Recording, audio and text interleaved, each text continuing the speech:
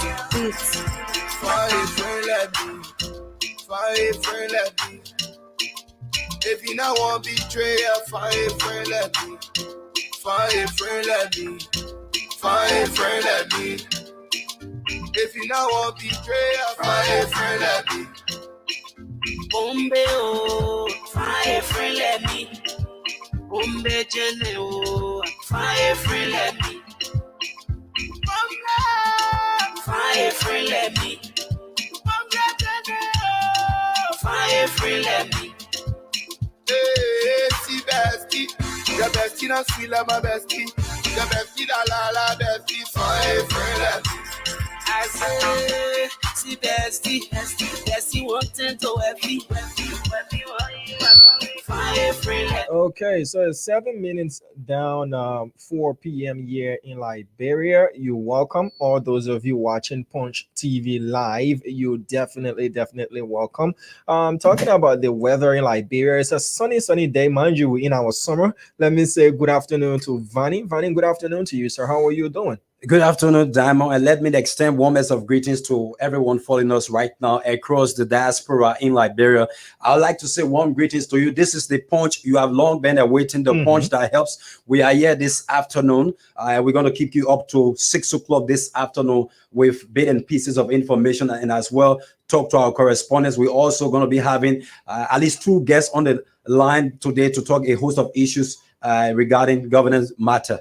Definitely, that's what we're up to today. And this is Trending Issues on Punch TV. Will definitely be live on Punch FM once everything is set up and running. But for now, we will be coming to you via Punch TV live every Monday to Friday year. So make it a date and get yourself prepared, and you'll definitely not only be informed, but you will be entertained and given all of the best information there is to gather. We'll be cutting across Liberia, as rightly stated by Vanny. We'll be cutting across Liberia to speak to our counter correspondents. We'll be bringing you up to speed with what's happening in the country. A lot of things happening across Liberia. Our first guest is also activist Martin K.N. Colley. He's already backstage and he's going to join us. We'll be talking a host of issues as well. So Vanny, over to you. So what's happening at your end, sir? So basically, there are a host of trending issues across the country, and we hope to look at those issues. But for those that are following us from the diaspora, we have our WhatsApp numbers 886-4679. That's 086-06-4679. An alternative WhatsApp number is +3 210-880-04165. So there are a host of issues that are trending from my end.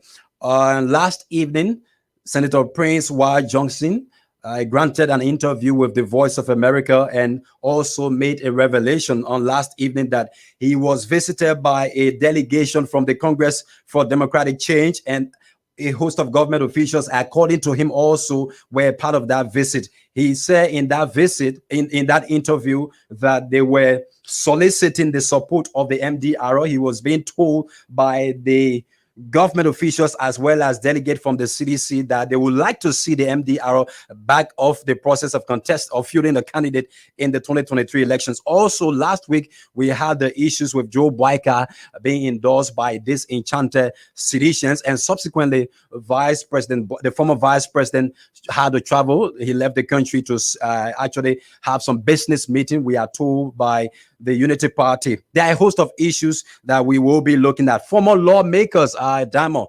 We have former Bond County lawmaker George Moba. We have Wally Siwa Donna from Nimba County. They have actually written a writ of mandamus at the level of the Supreme Court. They are seeking salaries and benefits that are owed them allegedly by the Liberian government. So they have taken the legislature, the Ministry of Finance, also to the level of the Supreme Court. Also in Grand Cape Mount County, which we are hoping to talk with residents in the county, citizens are soliciting some 20,000 signatures to unseat or seek the impeachment proceeding of Senator Edwin Melvin Snow. So there are a lot of issues trending across the country. Don't know from your own end, Diamond. Yeah, as you rightly stated, Vani, a lot of things happening across Liberia. And today, we also had some students of the NVTC Mhm. staging a protest due to lack of teachers or instructors there at that particular institution. Also, the government of Liberia has opened Mm. 6 additional passport applications centers outside of the country. That's something that the government has heralded through the Ministry of Foreign Affairs. But there is a problem, mind you. President Weah has been trumpeting this connection of the CRSG lines to Liberia. I remember his last State of the Nation address. He stressed how important it was for Liberia to get connected to the CRSG transmission lines, and that was done earlier this year. But there is still the same recurring problem. Big light is here, but yet and still we're doing load shedding. And the letter from LEC, there's a lot in the communication from LEC. We'll be talking about that as well. Okay. And you also made mention of the disenchanted partisans do me or do you game. Mind you, some disenchanted or allegedly disenchanted seditions endorsed the candidacy of former Vice President Joseph Human Boyka. And then yesterday, the CDC also had disenchanted, UP partisans crossing over to there. And we in 2023, we're in an election year, of course. So we see a lot of these things happening across the country until then, when we shall have election as well. You also mentioned the trip of the Vice President, the former Vice President, His Excellency Ambassador Joseph Human Boyka, there to the US, whether it's a business trip or it's a medical trip, or is a bit of both. We'll get to know as well. But the UP hierarchy, they've been tight-lipped on his medical condition as well. Others are saying he's a public figure, he's a statesman, and we should be aware of his medical, status. Yeah, but again, they're saying it's private. So how private can it be? When Liberians are to go to the polls and vote for Ambassador Boyka, they need to know whether or not physically, he's not ineligible or he's not incapacitated, as per the law, legally incapacitated, not just our own thinking, whether or not, he can contest this seat as well. You rightly stated that we'll be calling across the country to speak to our correspondents as well. But we have Martin Colley there in the background. So we'll bring Martin on a bit to chat with him a bit, and then we'll talk about the trending issues happening in Liberia. Better still, he wants to weigh in on a few of what we stated here as well. So with the Unity Party issue regarding the vice presidency of stature, the Unity Party has been very repetitive on this stance that the VP, according to them, is fully capacitated to contest in the ensuing elections in October. The Unity Party has actually stressed that repeatedly. So it is still being speculated in some quarters by opposition figures that the VP has gone to seek medical attention. But officially, the Unity Party has made the public to understand that the former VP has gone on a business trip. So whose preview it is to determine the health status of the VP, I think that has to come from a medical report from someone who is versed in that area to determine the medical status of the VP. So with the issues regarding former Vice President Joseph Boyka, we should expect that there are going to be mounting speculations. But one thing the supporters of the Congress for Democratic Change have continued to demonstrate in the public space is that there seems to be this mounting attention from supporters of the CDC that is being placed on VP Boyka rather than Cummings, as well as other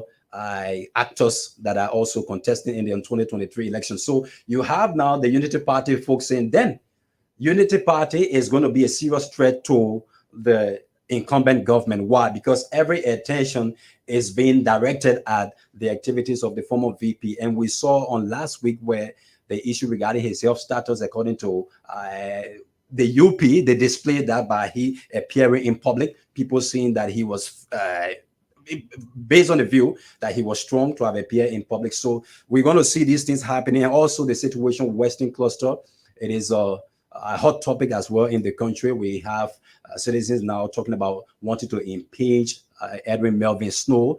So Western Cluster deal, it is not a new deal. We understand that it is a renegotiation contract. But where is this issue coming from has always been the problem.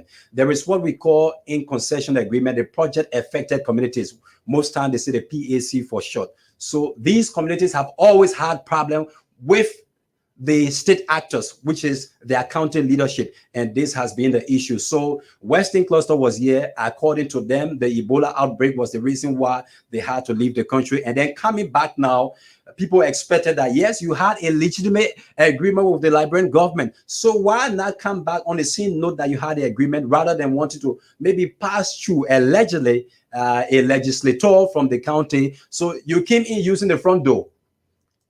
You understand? Mm-hmm. As a husband, you came in using the front door, but then you went on separation with your wife. Then this time around, you want to come back and you want to use the back door. So the citizens are saying, no, rather than using the back door, let us use the right channel through which you first enter. So that is another hot topic also that is still trending in the country. And then we talk about the issues regarding the lawmakers as well that are also seeking benefits and salaries that they claim the government owe them.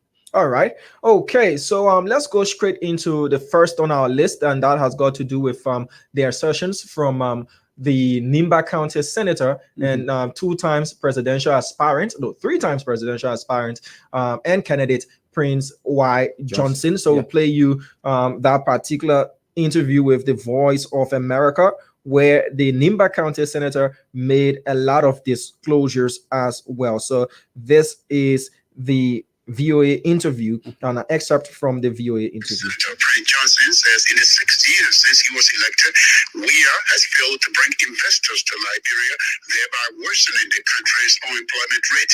Supporters say the president has focused on the country's development through his government's pro-poor agenda for prosperity and development.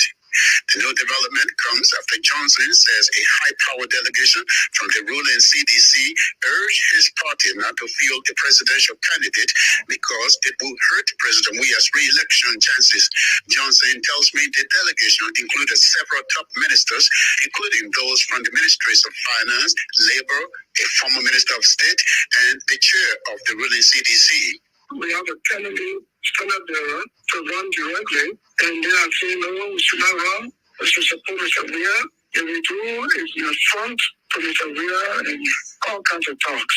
And we say we are a party registered under the law of this country, and our support from 2017 October, it ended October 2022. So there is no more document binding. And during this period this year, we have observed that what we expected in the past is not what we see on the ground. We have believed, as well as the Liberian people believe, that being the world best, European best, African best, all the best, that in the election we have attracted investors to Liberia to create jobs and alleviate the suffering of our people through the investment and employment. But since this election, the world has abandoned all in the sense that no investors are coming, and what we're doing in the country is just ratifying those agreements all the time, and we cannot build a country based on loan and internal revenue within private sector. So things are very difficult in the country. The unemployment rate is escalating. So there's nothing encouraging to think it's a waste of time. That's why we decided to quit. Senator, help me. You said a delegation from the ruling CDC came to see you. Who are the members on that delegation? Well, the Minister of Finance, the former Minister of State for International Affairs, the chairperson of the CDC, Mr. Mayu, Professor Wilson Patel, EPA Director, General, the Minister of Labor, Minister Charles Griffith, and many others. Senator, how do you say there's no development? As recent as, I think, earlier this month, the president dedicated a hospital. I see pictures of roads being paved. That's a different thing. I'm not sure there is no development. There are some level of development. I am saying the high rate of unemployment is a major concern. But investors are not on the ground to provide jobs, that we are living the sufferings. We're talking about jobs for our people. The jobs, we put food on the table. The jobs, we help our people. Those university graduates every year, when they graduate no job, their degrees are hanging on the walls, and they continue to increase the number of unemployment. Let me ask you, Senator, in the past you have supported President Weah, and this is the reason why I think people accused you of selling your NIBA vote for money. Some people are saying you are making all this noise because now you want the government to give you more money. That's what I hear people say, but they are on the wrong side of history. That is not my nature. I I don't know of any market where they sell votes. So that his concluding statement. He does not know of any market where votes are sold. But the first question is, why now? It's been 5 years since the MDR went into a political agreement, as stated by Senator Prince Johnson, with the CDC, and we've not heard the Nimba County senator, lauded as the kingmaker by some, come out to publicly criticize the WIA-led administration to that extent that he has said the country has been abandoned. There is not the influx of investors, there is high unemployment and all of these things. Why now? Question number one, Imam President, we have voice. Why now? The second question is this political bargaining that Senator Prince Y. Johnson is currently, doing? Fronting for. Yes, to say, okay, I'm open for business. Election is here and around, so UP opposition people, everybody as an alternative to work with. I am here. The MDR is here because Prince Johnson himself cannot or will not, as per what he has stated, contest presidential elections since he's got a senatorial race to contest in Nimba County. So is it that Senator Johnson has already opened the political floodgates that, look, MDR is here for negotiations. We don't have anything binding with the CDC. Guys, let's come and talk. So, and the tone of the senator started changing in the latter days of the Congress for Democratic Change. But another key point also that we should look at is Senator Johnson now being a sanctioned person by the U.S. government. The U.S. government has indicated very frankly that those that have been categorized under their sanction list, that no one is supposed to do business with these actors. But then you find folks, because he accused actors from the government of being part of the delegation that actually paid him a visit.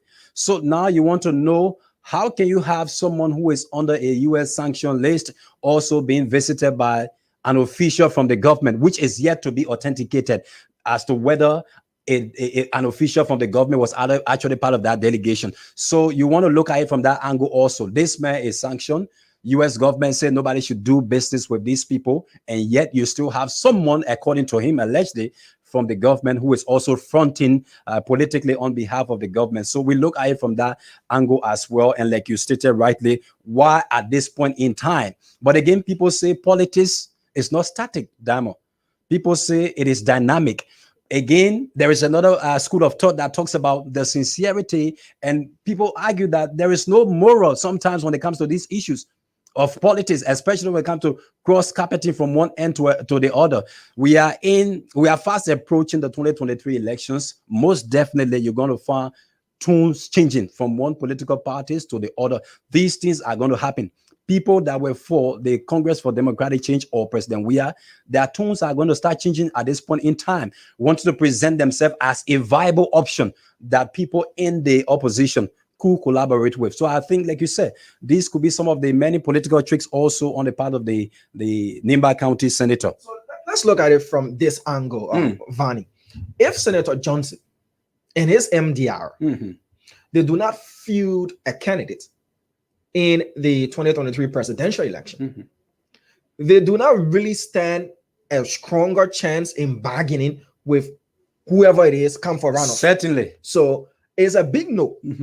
I'm not the spokesperson for the MDR, but looking at from what Senator Johnson has stated in his assertions, that they are a legally registered party in Liberia. So to tell them not to field a candidate, meaning there must be something that is going to entice them not to. But if they do field a candidate, for which we know Nimba County is their strongest hold, mind you, they are definitely going to win Nimba County. And then to get those votes, you must present something that is going to appeal to what they want. They must make demands. So it's not going to happen that Senator Johnson is not going to field, or his MDR is not going to field a candidate. But it brings us back to the question that he was asked. And he said pay for play. The pay for because play. He's been known on the international wire for that issue of the pay for play. Good. So I think there where the question came from the journalist. Now, he said he does not know of any market where they sell votes. True. But you endorsed a candidate in 2017, campaigned for that candidate, and the numbers just didn't lie. So whether you want to state it or not, your influence played in this particular candidate getting those votes. And you said as per our agreement. So what was agreed upon? So according to him, What was agreed upon? according to him, they are backing their support based on the dividend that they've not seen accrued on the part of Nimba County. And the things that he flagged in that interview is the issue of job. In as much as we can negate the fact that there are issues regarding job, there are issues regarding the economy, which he also flagged as his legitimate reason why these things are happening. But again, we keep saying, why at this point in time, this could be a well-calculated political attempt also to solicit some level of attention from folks within the opposition. When you married, yeah, you do attract suitors, but suitors are well aware of the fact that you are married and there is a high possibility you are not going to give in to whatever they want from you. But if you're single and you're on the market, like the MDR has stated that, look, we are on the market. If we had an agreement with the CDC, that agreement ended, it has expired. It has expired. So we do not have anything binding. The folks from the ANC are listening, whether you like it or not. I know. MDR and Prince Johnson, they both let me be a little important in the Liberian politics. Yeah, let me be a little simplistic about it. I join from what you said. So meaning you get your wife. Now she wants to leave, which is the CDC now, but you want her back. But this woman is like advertising herself. Say me and I want that man again. That man ain't been treating me well. So it's like I'm up now. I'm on the market. You can come and get me. But then you now still being approached by your husband saying, no, we still want you back. But allegedly, because he said he was approached by the CDC and we are yet to verify what he told the international wire. So yes, there where we stand on the matter regarding Senator Johnson. If this assertion by Senator Johnson, which started from his pulpit, when he made mention of the 7.5 million that the government has now been able to give to Nimba County for as their royalties from ArcelorMittal, operations in Nimba, and he mentioned the lack of jobs and all of those things. If these assertions, and I've been assigned with the presidency, and I do know that sometimes they take the diplomatic approach to these things, but there would have been a rebuttal by now to say, no, it's not true.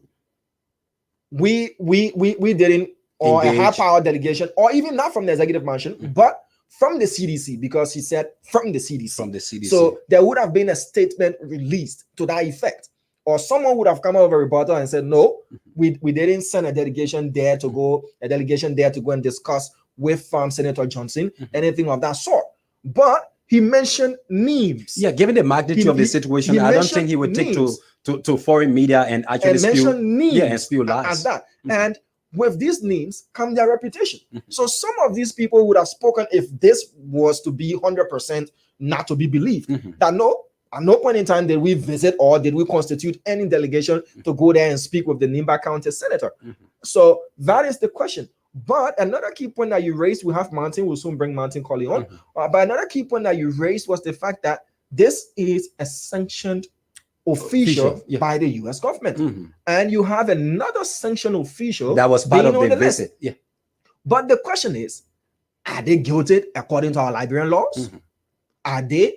The answer to that is no. There hasn't been any investigation or any court prosecution or any sentencing rendered against these officials that they've breached or broken or they've been found guilty of breaching any Liberian laws. So until that is done, are they not eligible to participate in politics in the country?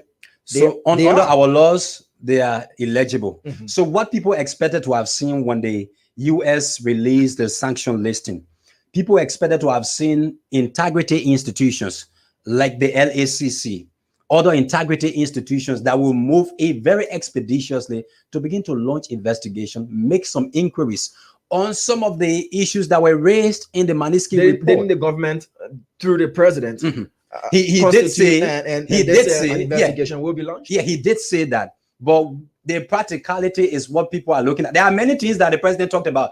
What the issue also with the one of the things that the president even talked about, that they were going to launch investigation. And you remember the stampede at Detroit. Yeah. After that stampede, when the president visited the site, he said an investigation would have been launched into the process. But these statements are proffered, and at the end of the day, you don't see them happening. So it's the same with this. We expected to have seen, even though the president said they would have launched investigation into it. But what is the status of that investigation? And you still have the sanctioned former minister of state being actively involved with both issues of having security personnel assigned to him. And this is what the last time I said, the GSA, the GAC, they have key responsibility in ensuring that government assets are actually protected and managed. But we don't see these things happening. But we see the former minister of state still being surrounded and carrying government personnel in terms of the security, and also with the latest one wherein he was fronting for the CDC. So these things are still happening. He is a partisan of the CDC. A high-ranking member of the CDC. The only difference there is he's no longer Minister of State for Presidential Affairs. So he's still actively involved in our politics and with the party, politics. So there is no way you can say he cannot go and do business on behalf of the CDC. He's not doing business on behalf of the government of Liberia, is he? No, he's not. Now, to counter that argument, that is why we have the national legislature. They have an oversight responsibility. Government assets, government personnel being paid with government funds. That's why you have lawmakers who have oversight responsibility to say, hold on, come on, this minister, resigned. And yet and still, we do see security personnel around him. So we need to know why it is so. So we are coming from the same angle. Yeah, could it be that if those agents resigned from the EPS and they are his personal bodyguards and he's paying them money? He's in his right to do so.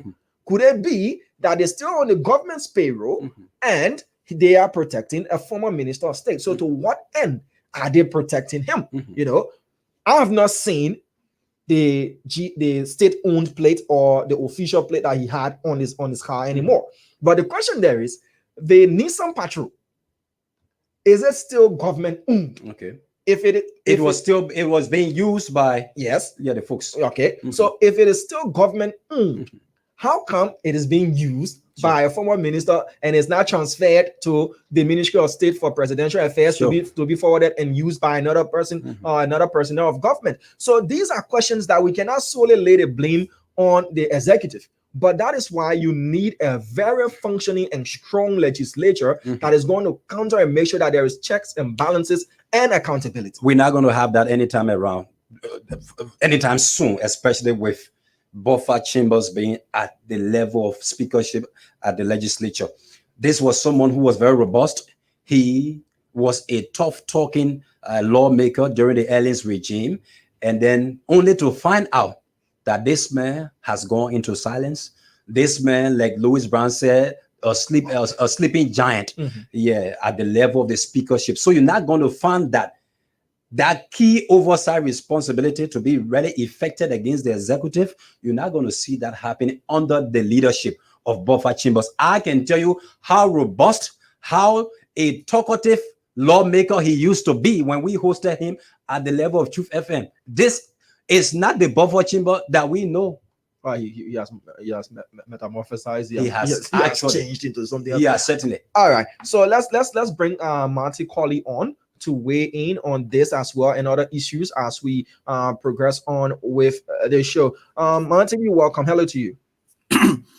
Hello, Diamond, and hello, Vanny. It is always good to join you from SI. I would like to admit that this is a formidable collabo. Thank you. Within the media landscape, to have two brilliant, tough-talking, analytical, and scintillating intellectuals on a platform such as this, permit me to extend my utmost gratitude to the CEO, Mr. Patrick Horner, for bringing Punch FM alive. You know, the Liberian people waited so long for Punch to come alive, and finally Punch is alive. So it is good to be on. Greetings to all Liberians in Radio Land. Thanks for the invite. And thanks as well for accepting the invitation, Martin. Always welcome. Always welcome. Yeah, so the issue of Senator Johnson's, revelations on not just VOA, but also on his pulpit at his church. The question is, why now? Why now? There are others who take this as political bargaining, as an open market policy to say, okay, we ready, as it is. Or this is in itself fair criticism from the Nimba County Senator speaking on behalf of not just Nimbayans, but Liberians as a whole. I want to premise my thought on the fact that our democracy in Liberia has been abused. The political system in the country is being prostituted by elements of greed and corruption. It beats my imagination when people say to themselves and others that there is no moral ground in politics. Mhm. Then the question is, what is service in the context of public property? People go to public sector to serve and not to steal. People go to public sector to lead and not to loot. When these political concessions begin to undermine the very integrity and veracity of our democracy, then it is now time for all of us, including journalists, activists, politicians, to reflect on a fundamental question. Why are we existing in this generation? And what is our mission? What is our mission? In this 21st century generation of Liberians, it is unfortunate that Mr. Johnson will be speaking at this time about mass unemployment when he himself, Prince Johnson, legitimized and imposed this fraud of a government on the Liberian people. Prince Johnson was part of the arrangement that brought to power the CDC-led government. Everyone is aware. It is an open secret relative to some of the concessions, political concessions he made. Today, after 5 years down the road, the people of Nima are still unemployed. The people of Masorado are still unemployed. The people of Bon, Sino, Grand Cru, River Sets, Grand Jide, Lofa, Bapolu, the people of Bassa, Maryland, all these other political subdivisions, they are still unemployed, and that life has even become more miserable. So the first question I want to ask Mr. Johnson is he a voice of moral rectitude to speak about the massive unemployment in the country at this time? Again, he wants another concession. This is a sincere comment coming from his end. Come again? You don't see this as a sincere comment, but rather it is a political attempt to attract attention from the opposition folks. Certainly. And that has been his role. Mm-hmm. Prince Johnson is not a patriot. He's not. He has never been one. He is a concessionaire. He uses his popularity to usher the interest of his people in Nimba. Look at the road between Saclay-Pied and Ganta, for example. Mr. Weah promised to have paved that road, even leading up to Tapeta and Zwedru. That's a major economic corridor in the country. After 5 years, the road is not paved. I just saw health workers on strike in Nima recently. The youth are unemployed. Foreign concession arrangements are being violated against the interest of the people. So why should Prince Johnson have problem now with the people of Nima being unemployed when he saw the interest of the people? Okay. So Martin, we will transition now to touch on some of the substantive reasons why we brought you on this afternoon. So we want to start off with the Yeah, but Bami, 2020. before we transition, I just want to speak briefly about this sanction. Okay. Yeah, so Prince Johnson has indicted a number of people. I listened to the audio. He was very clear about the guest who went at his house to negotiate. And I hope the US government is taking note, because the Magnitsky Act is crystal clear about doing business with sanctioned officials. Minister Tue was there, and others who aren't yet sanctioned but are likely to be sanctioned, because they are no different from the sanctioned officials. So I just want to make that point very crystal clear, that the US government needs to take note, because the act that imposed such sanction on Prince Johnson and others is being violated.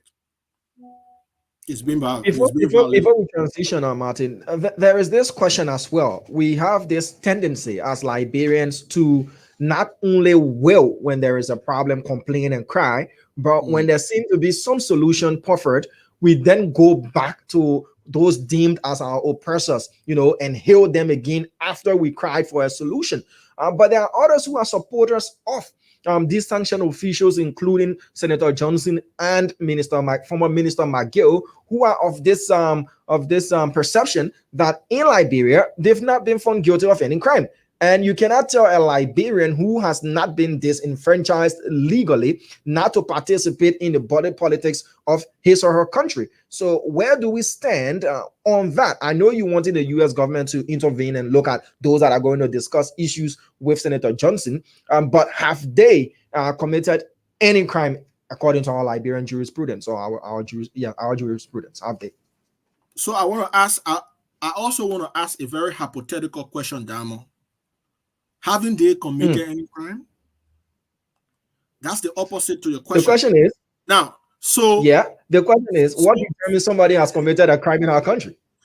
So let me lay my thought to the question you've just asked. Very important. Yes, sir. And it requires some legal clarification. The first thing I would like to say is, not being found guilty by the court because you are yet to be arraigned does not mean you are guiltless. I want to premise my thought in response to your question on that.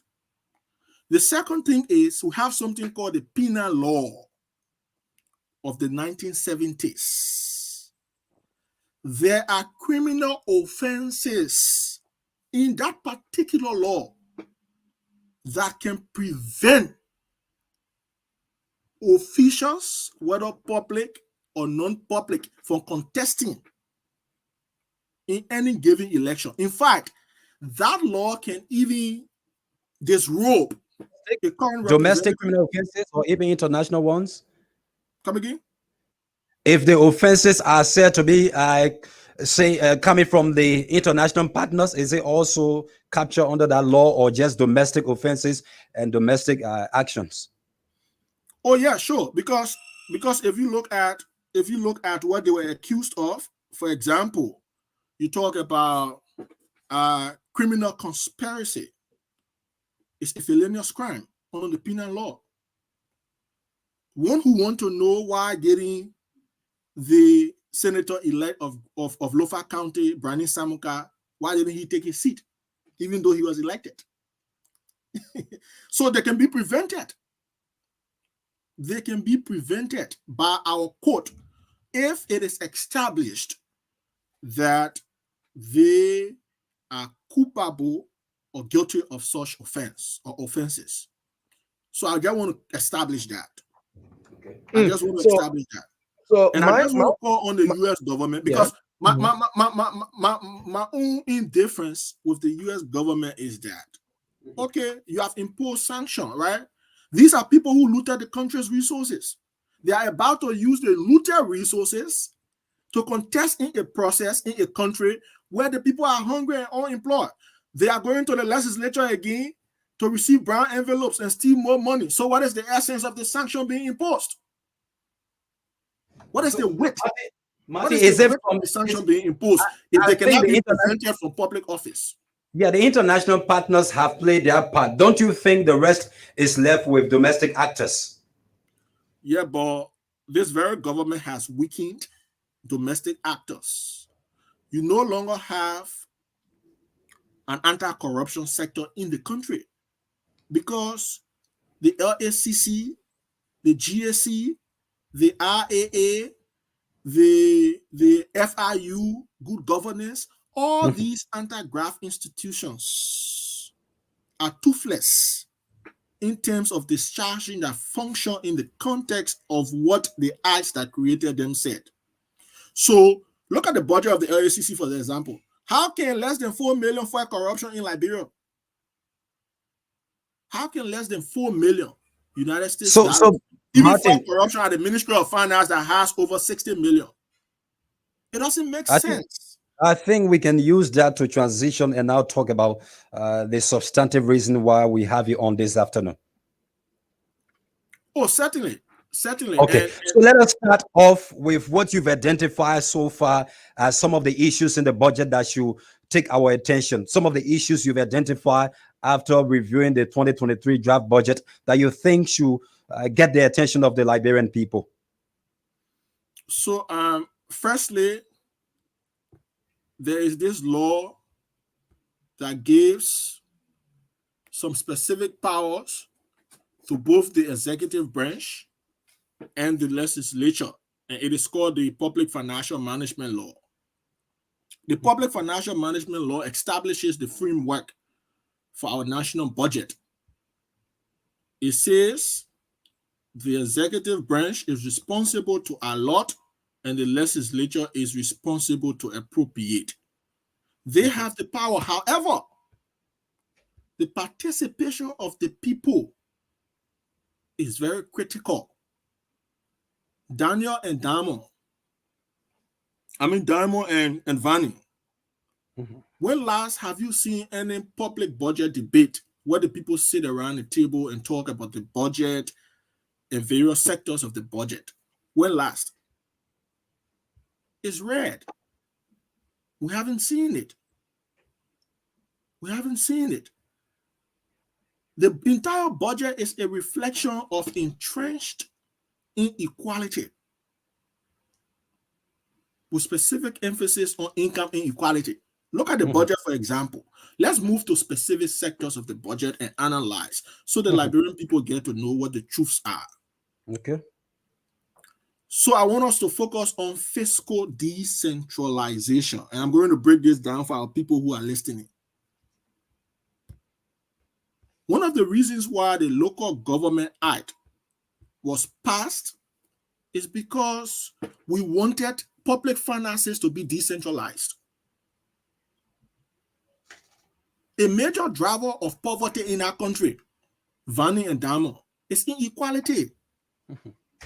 The society is unequal, very unequal, and I could provide technical justification to prove. And you think the budget is a tool that is being used to bring about that inequality? Exactly. I just told you, Vanny, the budget is a perfect reflection of income inequality. Our people are suffering simply because there is no equitability in the context of resource distribution. Are the resources equitably distributed? Let's do a public survey right now on this platform. Everybody will tell you no. The national cake is now being shared equally. Hence, poverty remains prevalent across the 15 political subdivisions of the country. With your extensive understanding about the issues of the economy, one of the things that we've seen when the CDC was in opposition, they flagged these issues with recurring expenditure always exceeding that of what was allotted to capital project. But we keep seeing the same thing 5 years down the line. Is there any possibility that this pattern of budgeting could be changed? Yeah, there is a very high possibility.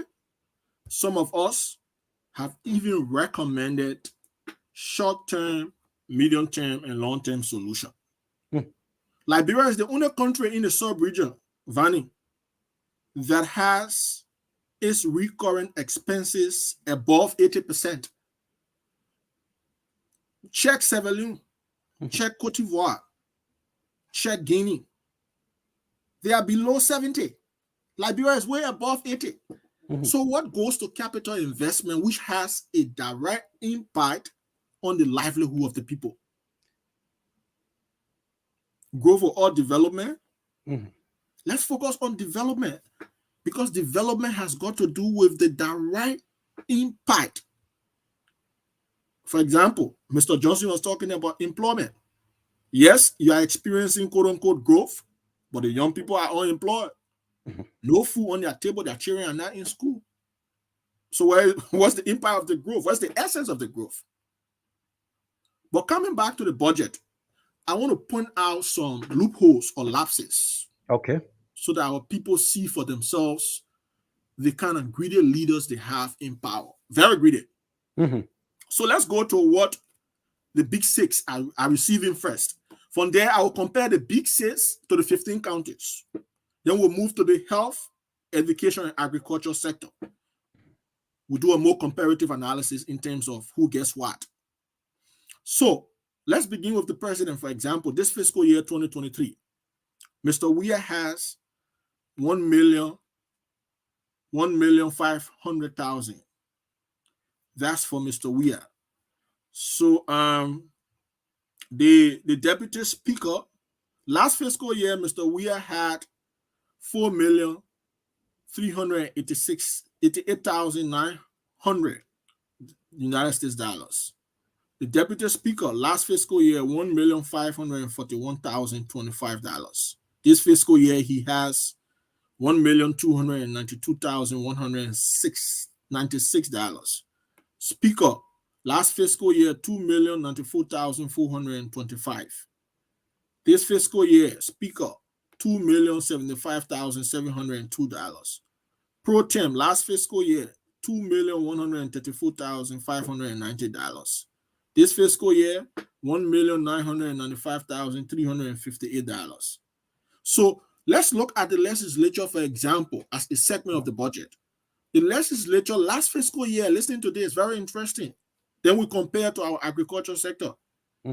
Last fiscal year, the legislature, 65,383,920. This fiscal year, the legislature alone of just 65,683.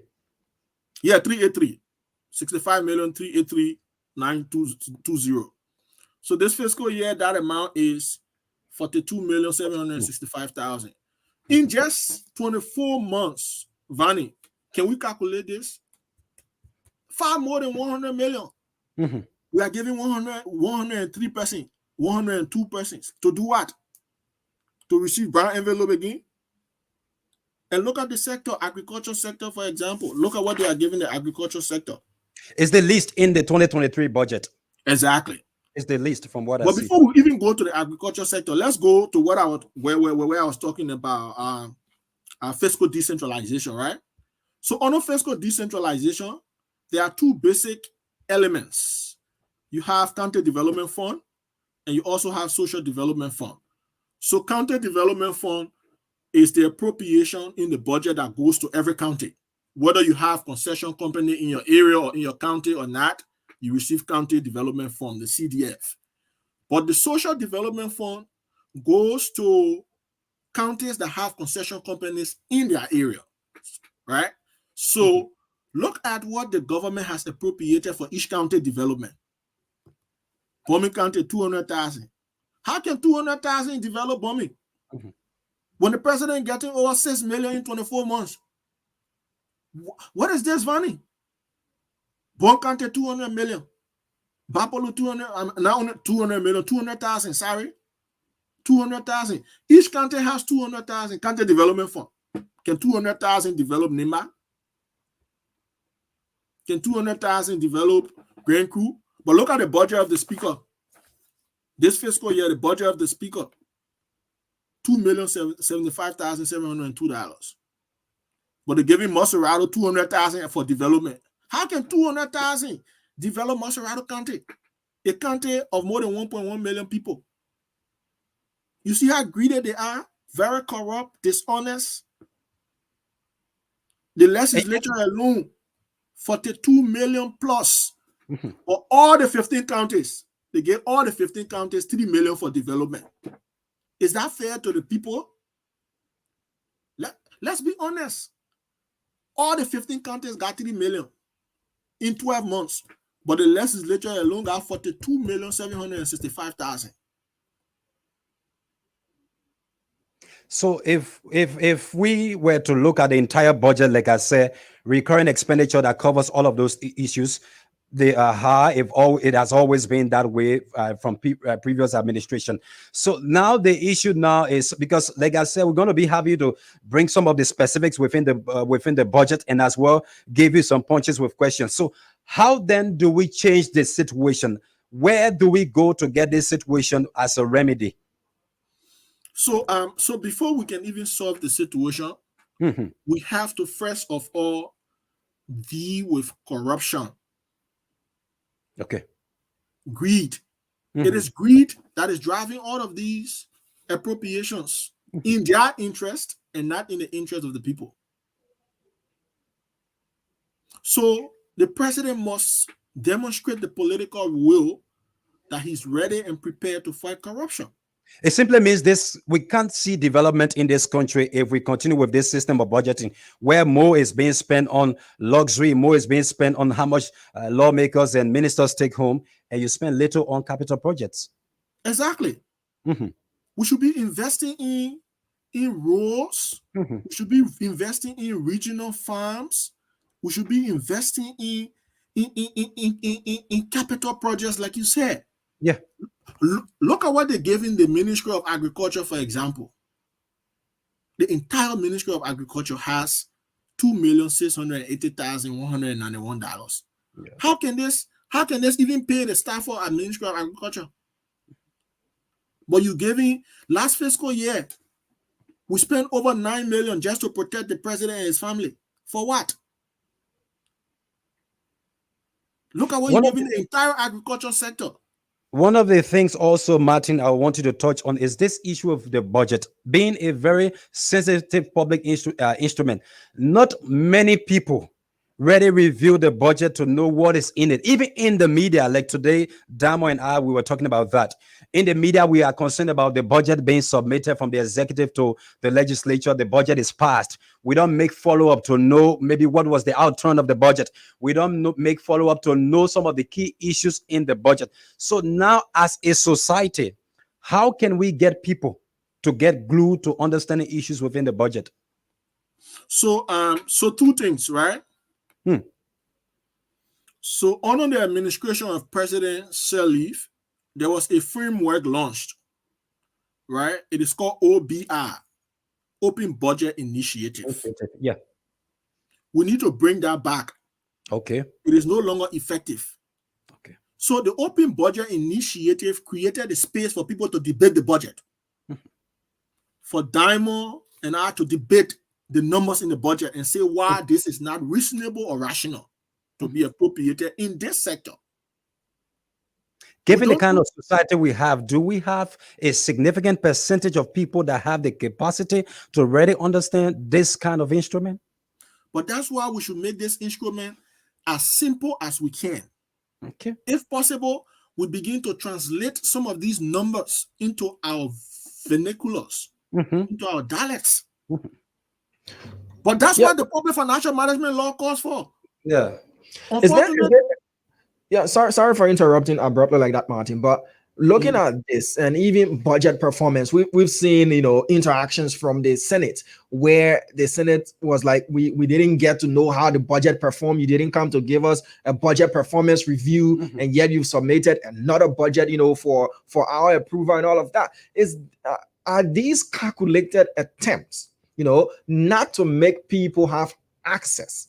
Though we have the procedures and the laws there to be followed, but are these calculated attempts not to make the ordinary Liberian to understand these are what these are the things that are happening, and hence, if people have the knowledge about this, then they'll have to question as to how these public funds are being expended. Do you think that's being calculated and being well planned out, and then being carried out by those in power, not to let Liberians know how the budget performs and what are those things they need to know about the draft national budget or the approved national budget? Exactly. And that's the point. They don't want us to know what is in the budget for them and what is in the budget for us. When the people went to the polls to elect those lawmakers or public officials, they did so with the conviction that their lives will improve. And not only the lives of the governors, but the lives of the governed as well should improve. And one of the instruments that can equitably share the cake is the budget. Unfortunately, the budget has become a cash cow. The budget has become a cash cow. Look at the numbers. Are you aware that they are giving Madam Clark, we are 700,000? When you are giving Nima County 200,000 for development, you giving Clark, we are an individual 700,000? Is that a rational appropriation in the context of budgeting? Does that serve the public interest? So Also, my point is, and the point I was trying to draw is the fact that we invest so much in scratch card, fuel, luxurious cars, and leave projects that should be bringing in returns. If you read some of the budget lines, some of the items, it talks about entertainment. If a guest came to visit you, you have huge money being allotted just for entertainment. The issue of internet, and many of the government functionaries don't have functional websites. Well, we're feeding the president every day 500 USD in the budget. Yeah. For the president to eat every day, we're giving him 500, as though we should be responsible for eating. Like we don't want responsible to feed him. We pay him. Why should we be feeding him again? For the president are those not part of his? Are those not part of his privileges as being president that comes along with his office? And this is something that is approved by national legislature. There, Martin, and other presidents have enjoyed that particular privilege or immunity as a president. But Damo, we should not be feeding the president. That's not our responsibility. We're already paying the president. He needs to feed himself. We are not responsible for that. The people in West Point are hungry. Every day, 500 United States dollars. That money could be converted and diverted to them. They go to bed hungry. Their children are not in school. Access to safe drinking water is a nightmare in Monrovia. Our people have turned into beggars. The agriculture sector, every day they make noise about it's very weak. Every day we talk about agriculture. Look at the money you invest in agriculture. Forgetting to know that agriculture is like an engine of almost every economy in the world. We cannot still produce our staple. We import over 400 million worth of rice to the country every other year. Imagine how we invested the revenues that we're sending out for rice to be brought in the country, in our own country, in our own soil. We will have created jobs. We will have fed ourselves. We will have even exported to attract inflows into the economy. Unfortunately, these things are not happening. It is also worth noting. Dix, go ahead. Yeah, I was saying like China today being considered the world's factory where almost everything is being produced. The CDC also in opposition. One of the things that was being said was that would have shifted from this issue of heavy reliance on rubber and iron ore, and would have been a country that would be having industrialization everywhere. We still don't see these things.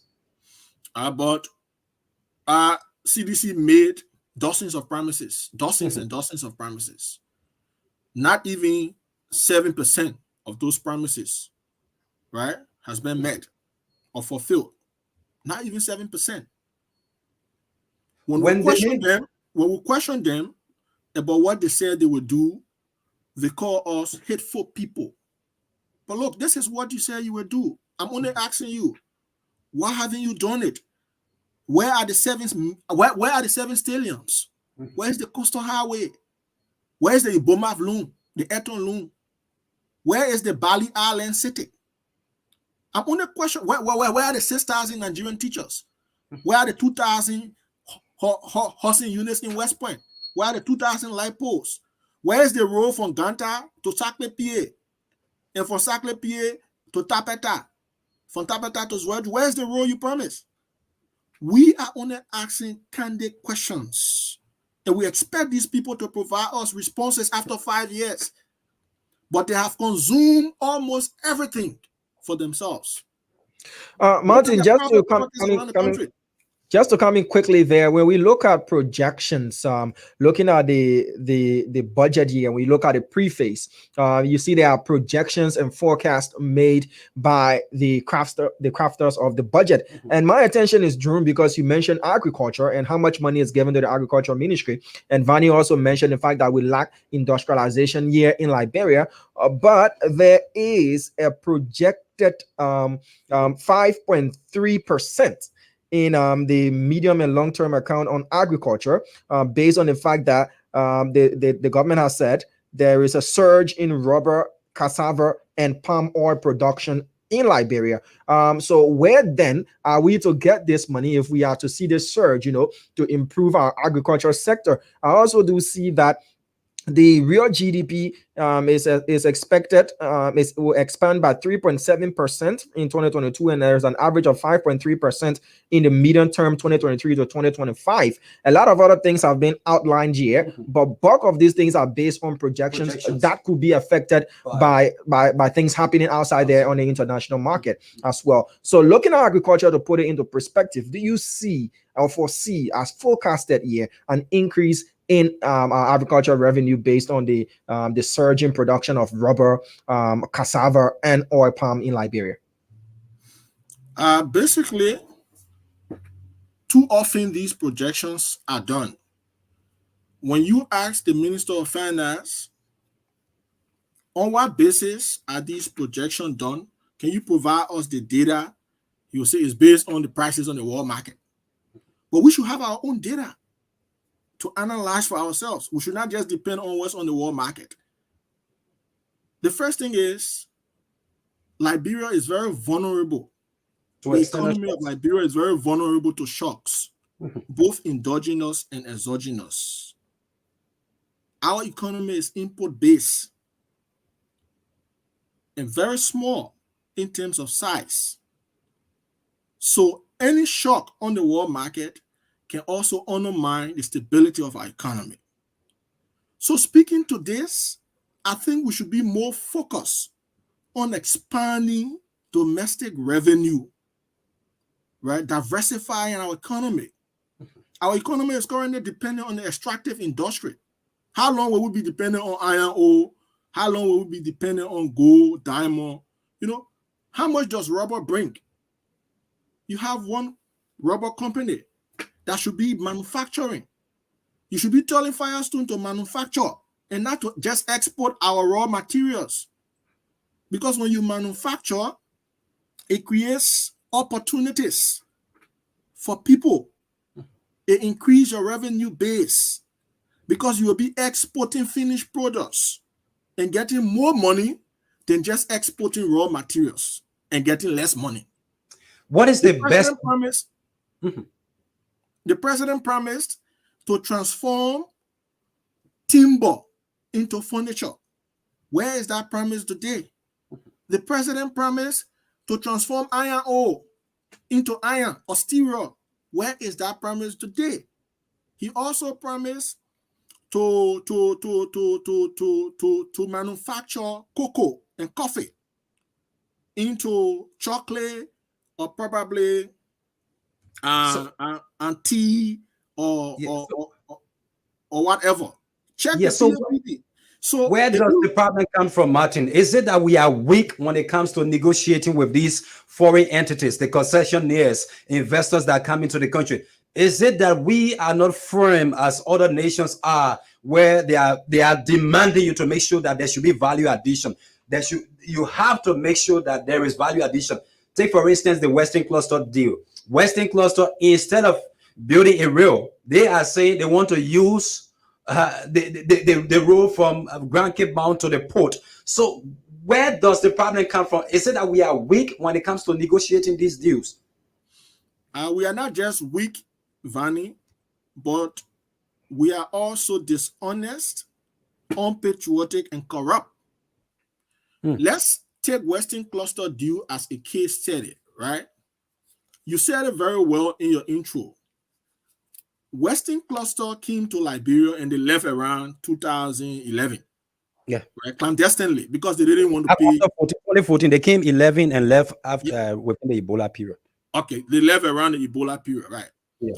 And they left behind huge liability, talking about 24 million in taxes. Yeah. Right? So Western Cluster was quote unquote brought back by the chief negotiator, Edwin Snow, who should be impeached by now, in my opinion. And I agree with the citizens of Bomi. You think so? Yeah. And I support that exercise fully. He has since distanced himself from this entire process. But he went to India and negotiated the return of Western Cluster because he and others, including Samuel Twe, the chairman of the NRC, the justice minister, they got kickbacks for that Charlotte deal against the interests of the Liberian people. To have even allowed Western Cluster to truck iron ore from Bombing County through Broadway, Douala to Freeport, it poses health and environmental risks to our people along that corridor.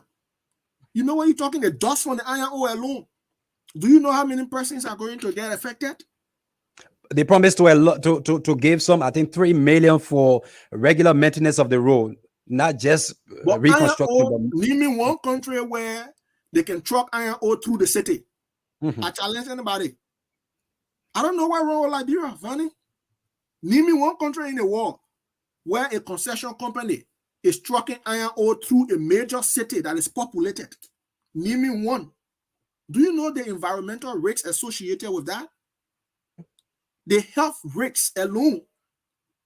Do you know how many people are going to die, have lung problem as a result of the dust they will inhale? Because you are trucking millions of metric tons of iron ore. They are also asking the government in that MOU to provide regular protection while they are trucking those. Because they know that the people will resist. Who told you they don't know? They know the downside effect of what they are doing. They know it's wrong.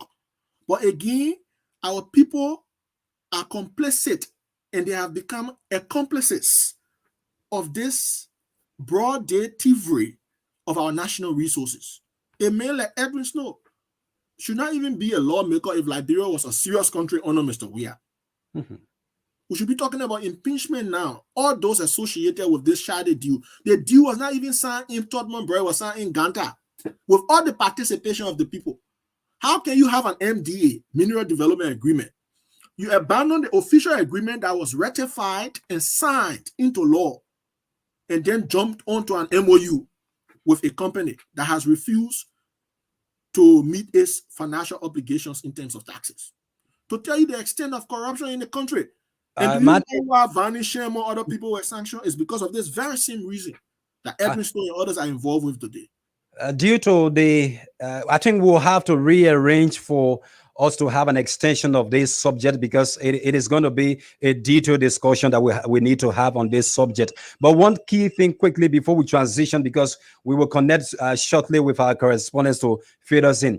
Many times when the Minister of Finance appear on public platform, one of the key barometer by which he measured the health of the economy is this issue of GDP. He tells people the GDP. But then people talk about the reality. So what is the main instrument by which we should use to measure the smooth function of the economy? Is it the GDP? Is it the HDR? Which one of these instruments? So basically, if you really want to measure the progress of the economy, the progress of the people in the country, you use the HDR, the Human Development Index. Okay. And there are 3 parameters. Right? Within the HDR, you have literacy, you have life expectancy, and you also have per capita, right? Income per capita. So for the GDP, you are only considering the gross domestic product, the monetary value of the It doesn't look gross at all the domestic. small details. Exactly. So if you want to measure and be very, want to be very, very accurate about your measurement, then you consider the HDR. HDR. Okay. However, if you want to know whether your people are poor, whether the society is unequal, there's a simple technique to use. Probably you can invite me back the next time to talk about income inequality in the context of the Gini coefficient. Okay. Well, I'm going to use a very simple technique if our people want to know whether they are unequal in the country, few people making a lot, few people getting a lot of opportunities, benefit. This is a simple calculation, right? Between the HGR and the GDP per capita. So if you calculate and the difference between the HGR and the GDP per capita is less than 0, it means the society is unequal. So let's look at Liberia in terms of ranking at the HGR level. Out of 191 countries, Liberia sits at 178 on the HDR ranking, the Human Development Index ranking. Then let's look at the GDP per capita ranking of Liberia. We are at 184. So minus 184 from 178, you have minus 6. So minus 6, right, is less than 0. In other words, 0 is greater than minus 6. So the society is unequal. The society is unequal. That's a simple technique if you want to calculate in terms of measuring, the progress, the development of the people. But like I said, we may not have enough time to go through the technicalities. But I hope I'm invited next time for more than an hour for us to explain these things to our people and break them down. I am not an economist, but I know that the GDP doesn't give a full reflection of everything. But Martin, GDP is just the monetary value of the total of what we produce in the country. Yeah. So if you want to talk about GDP per capita, another basic measurement you could use in terms of generalizing, you talk about GDP per capita, right?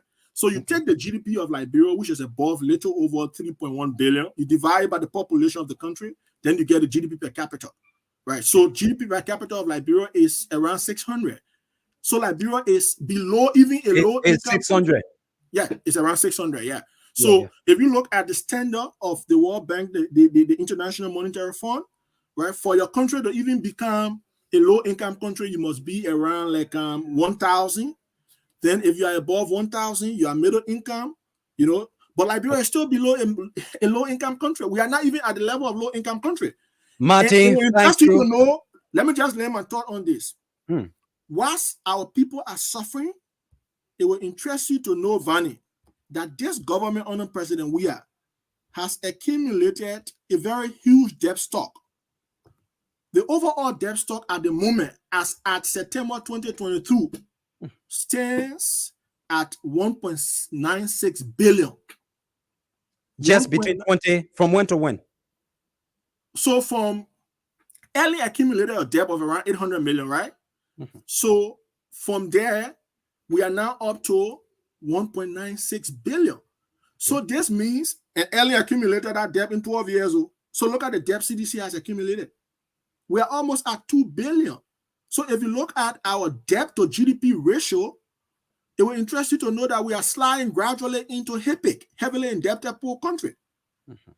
At the level that will no longer be trusted with any money from anywhere. Nobody will be willing to borrow us our money because our debt level is very high. And it seems unsustainable. So all I have to say to the CDC-led government, they need to stop borrowing money.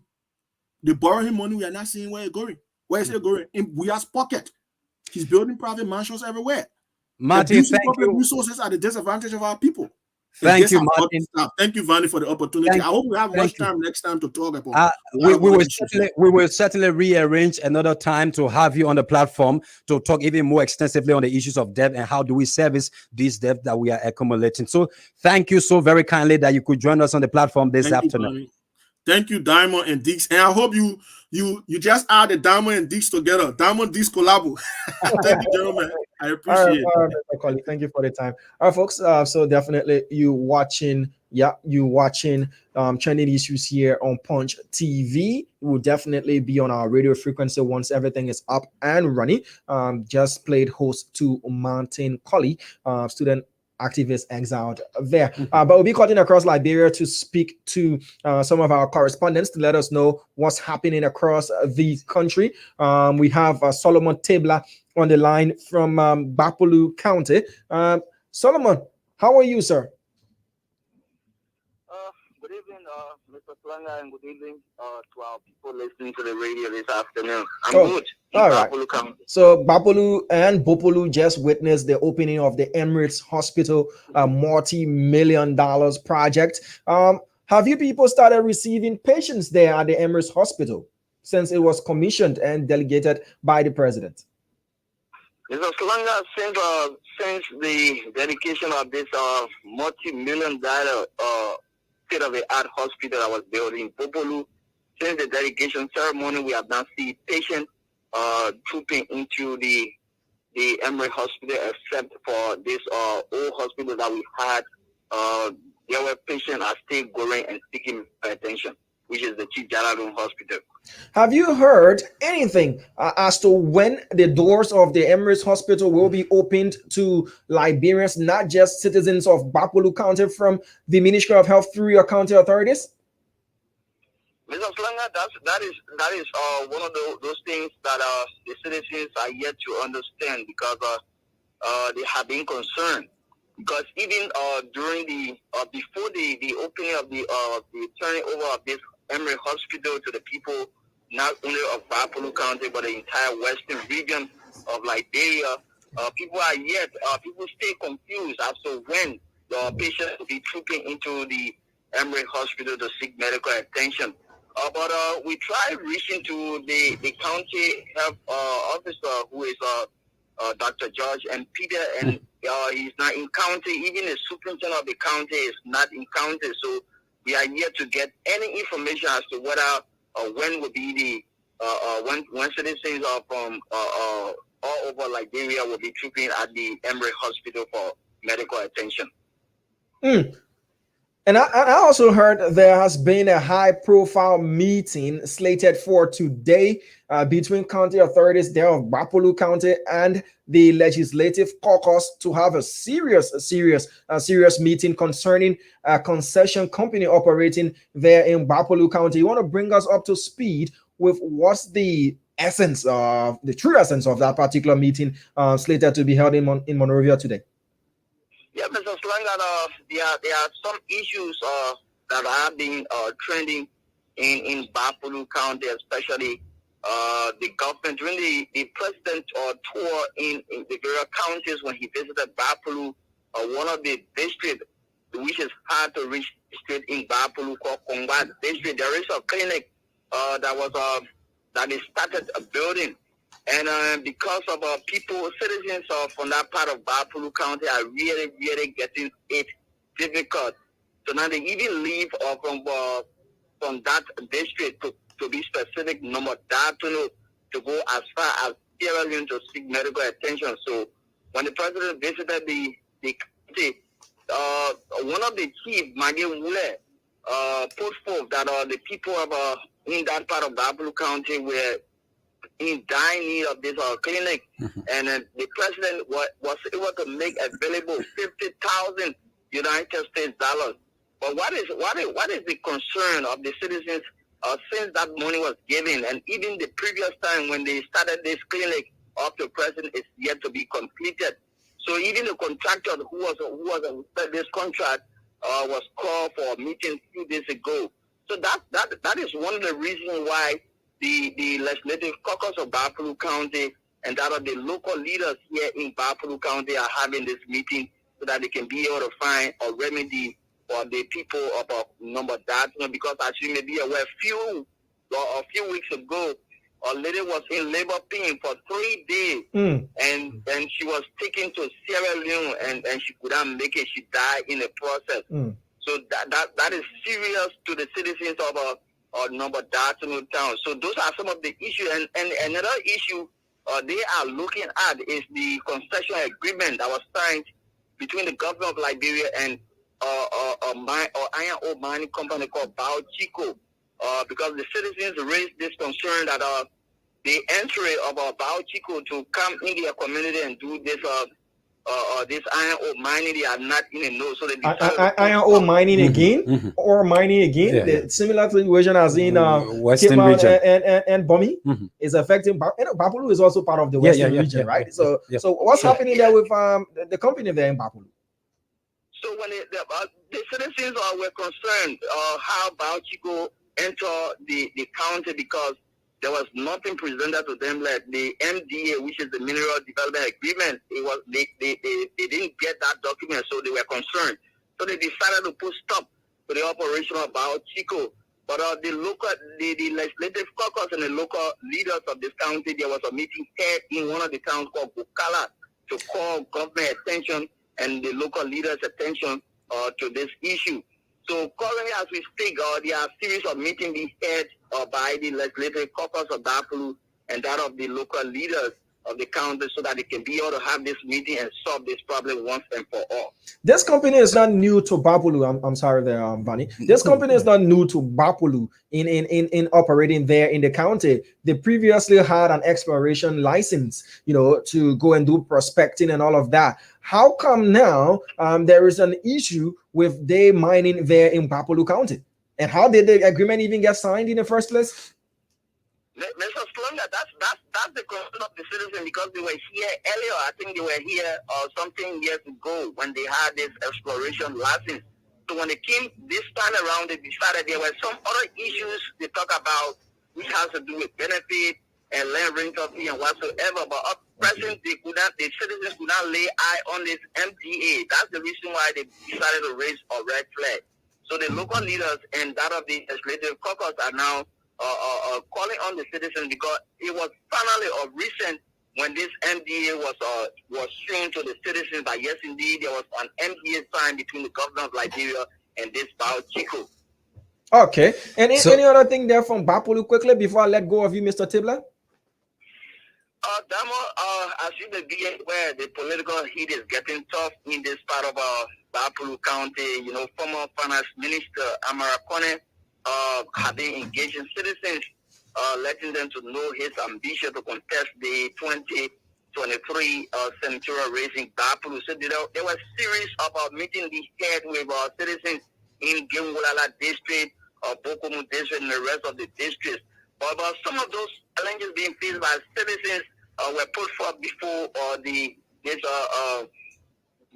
this former finance minister of Liberia, Honorable Amara Kone, and he assured citizens that it is necessary to change the dynamic because you have past leaders, present leaders who have failed you to solve some of those problems. So there's a need. If the citizens want development in the county, they should be able to change the dynamic so that they can find a suitable person who can help deliver the people of Bapulu County. Okay. All right. So thank you there. We'll have an in-depth conversation tomorrow concerning everything that's unfolding in your county. Thank you for bringing us up to speed with the latest development there from Bapulu County in Western Liberia. Thanks, Mr. Slanga. Thanks for having me this afternoon. All right. So folks, basically, what I wanted to say, Damo, is that the leadership across the country, the legislative caucuses across Liberia, they need to stop this thing of making our people to appear to international partners, investors, as though our people are a violent set of people. Sure. From one county to the other, you don't need to wait until the people start to respond due to your lack of engaging them. Then before you move in to try to bring the situation under control. This was the same situation experienced in Grand Cape Mount and Bombing counties, where the project affected communities or the PAC were not consulted. Then I read one of the local dailies where Maurice Satuma is quoted in that local daily as saying the only thing that is bringing about this confusion in this whole MOU and the MDA is because we did not go to the people. Hey, the first thing should be done first. So it means you were not concerned about the interests of the people you claim to be representing. And this was what we saw back in 2017. Though Mr. Weah has said his key interest was the Liberian people. But in 2017, when Mr. Weah took office, what did we see beginning in 2018? It was the erection of his personal properties. So linking that to lawmakers, these are the things we keep saying. And you are presenting our people to the international investors or international partner as a set of violent people, which Liberians are not. Definitely, Liberians are not violent people. Liberians do stand up for their rights when the need arises. And the thing is, we are always looking to find solutions when you can prevent an actual issue. By dialoguing with the people. What is wrong with going to the people, letting them know that this is what we proposed as the MDA, this is what the project affected communities are going to benefit, and explain why this is so important to the people of that particular county and Liberia at large. And when you do that, you have citizens engagement.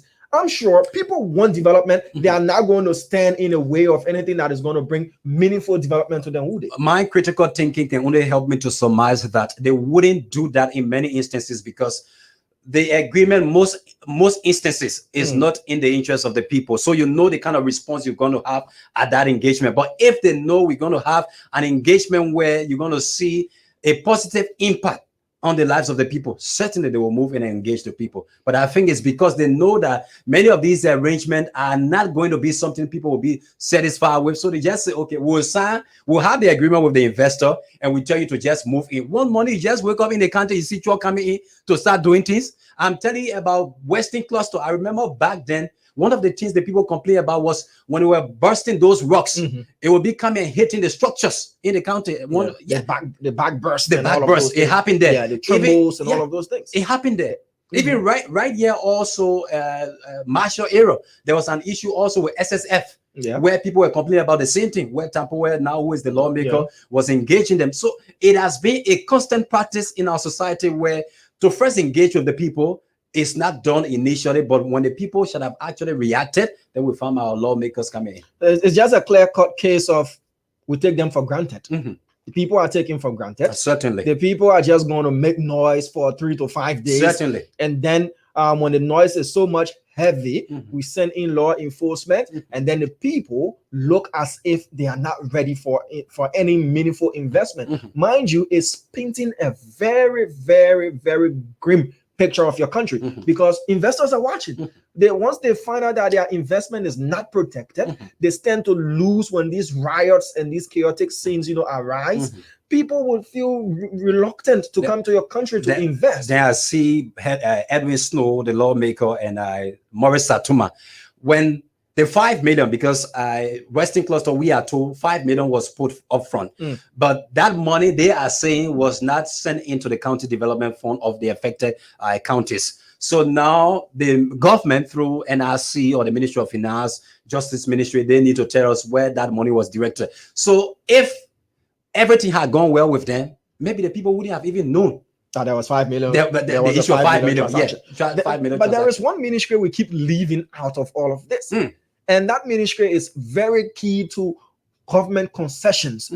The Ministry of Justice. Certainly. The Minister of Justice is a signatory to these high-level concession agreements and contracts that the government of Liberia enters into with anybody performing or providing services to the government. You understand? There is a level for which the ministry is involved. And if the ministry that is to what? Provide and make sure there is security and justice for the people, can be parted to.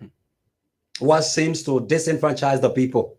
Then where are we? All right, folks, we take a short break. And when we get back, we have Mr. Eddie Jawolo here for NEMOT. They've released their presidential performance report, and we'll be going through the scorecards to see where President Weah has scored A's, B's, C's, D's, and F's. But we'll be back right after this very, very short break. This is Trending Issues on Punch TV Live.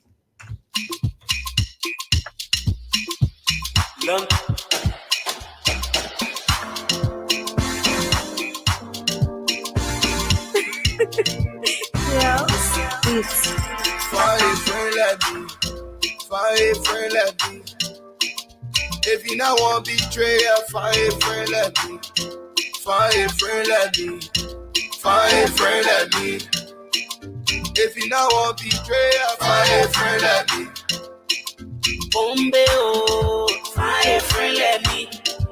Bombe jene oh, find a friend like me.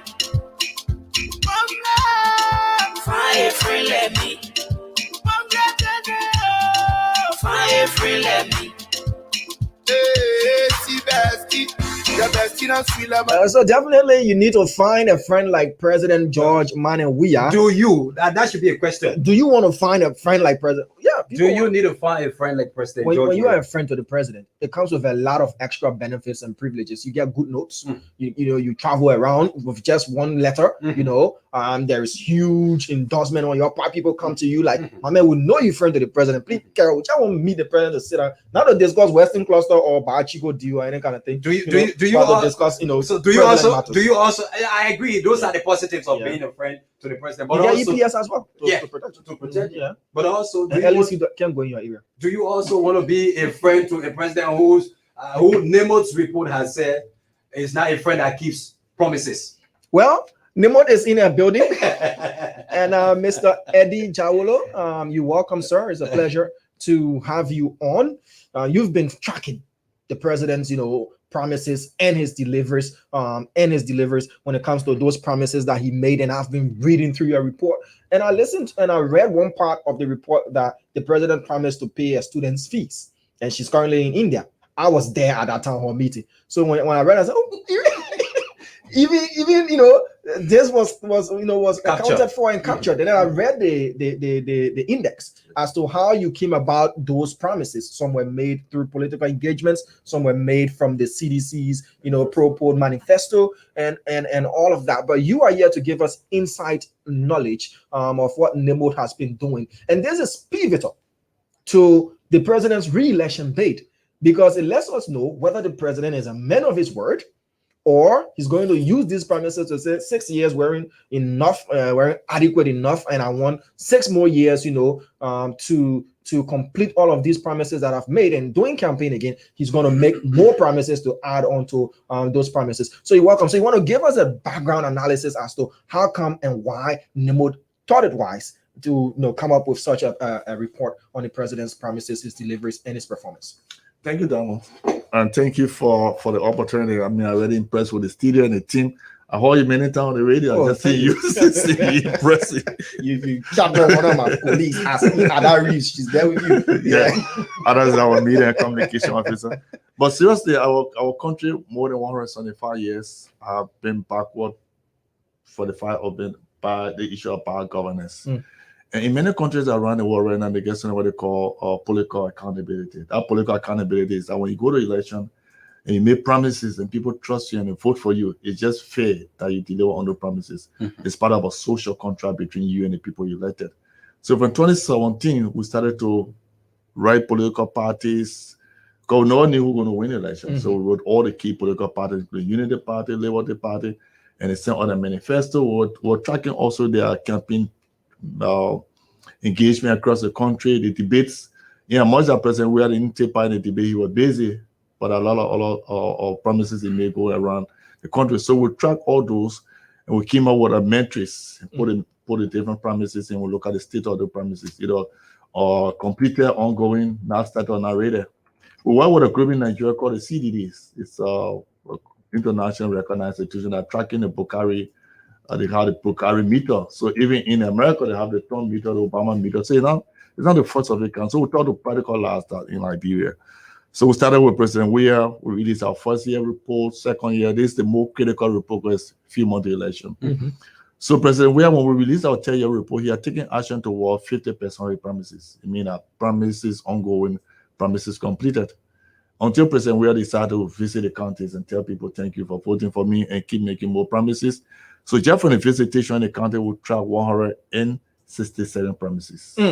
Meaning he talked a lot and made a lot of promises. So at the town hall meeting, President, we were just making promises. And we had a time we're not on the tree, but we monitor the online platform. I mean, it was going live, and we took that document. We went through like 3 months, tracking all the different promises, and we made sure where he did the promise and everything. And we took some time to follow up. We went to town and villages, and we interview people. And even most of other countries, we went to two people say, "Oh yeah, the president promised or ambulance, you're not doing it." West Point went all around the country to make sure that what we're going to release, because looking at the time we're going to release it, we're going to be problems. So we did a really, really tough job.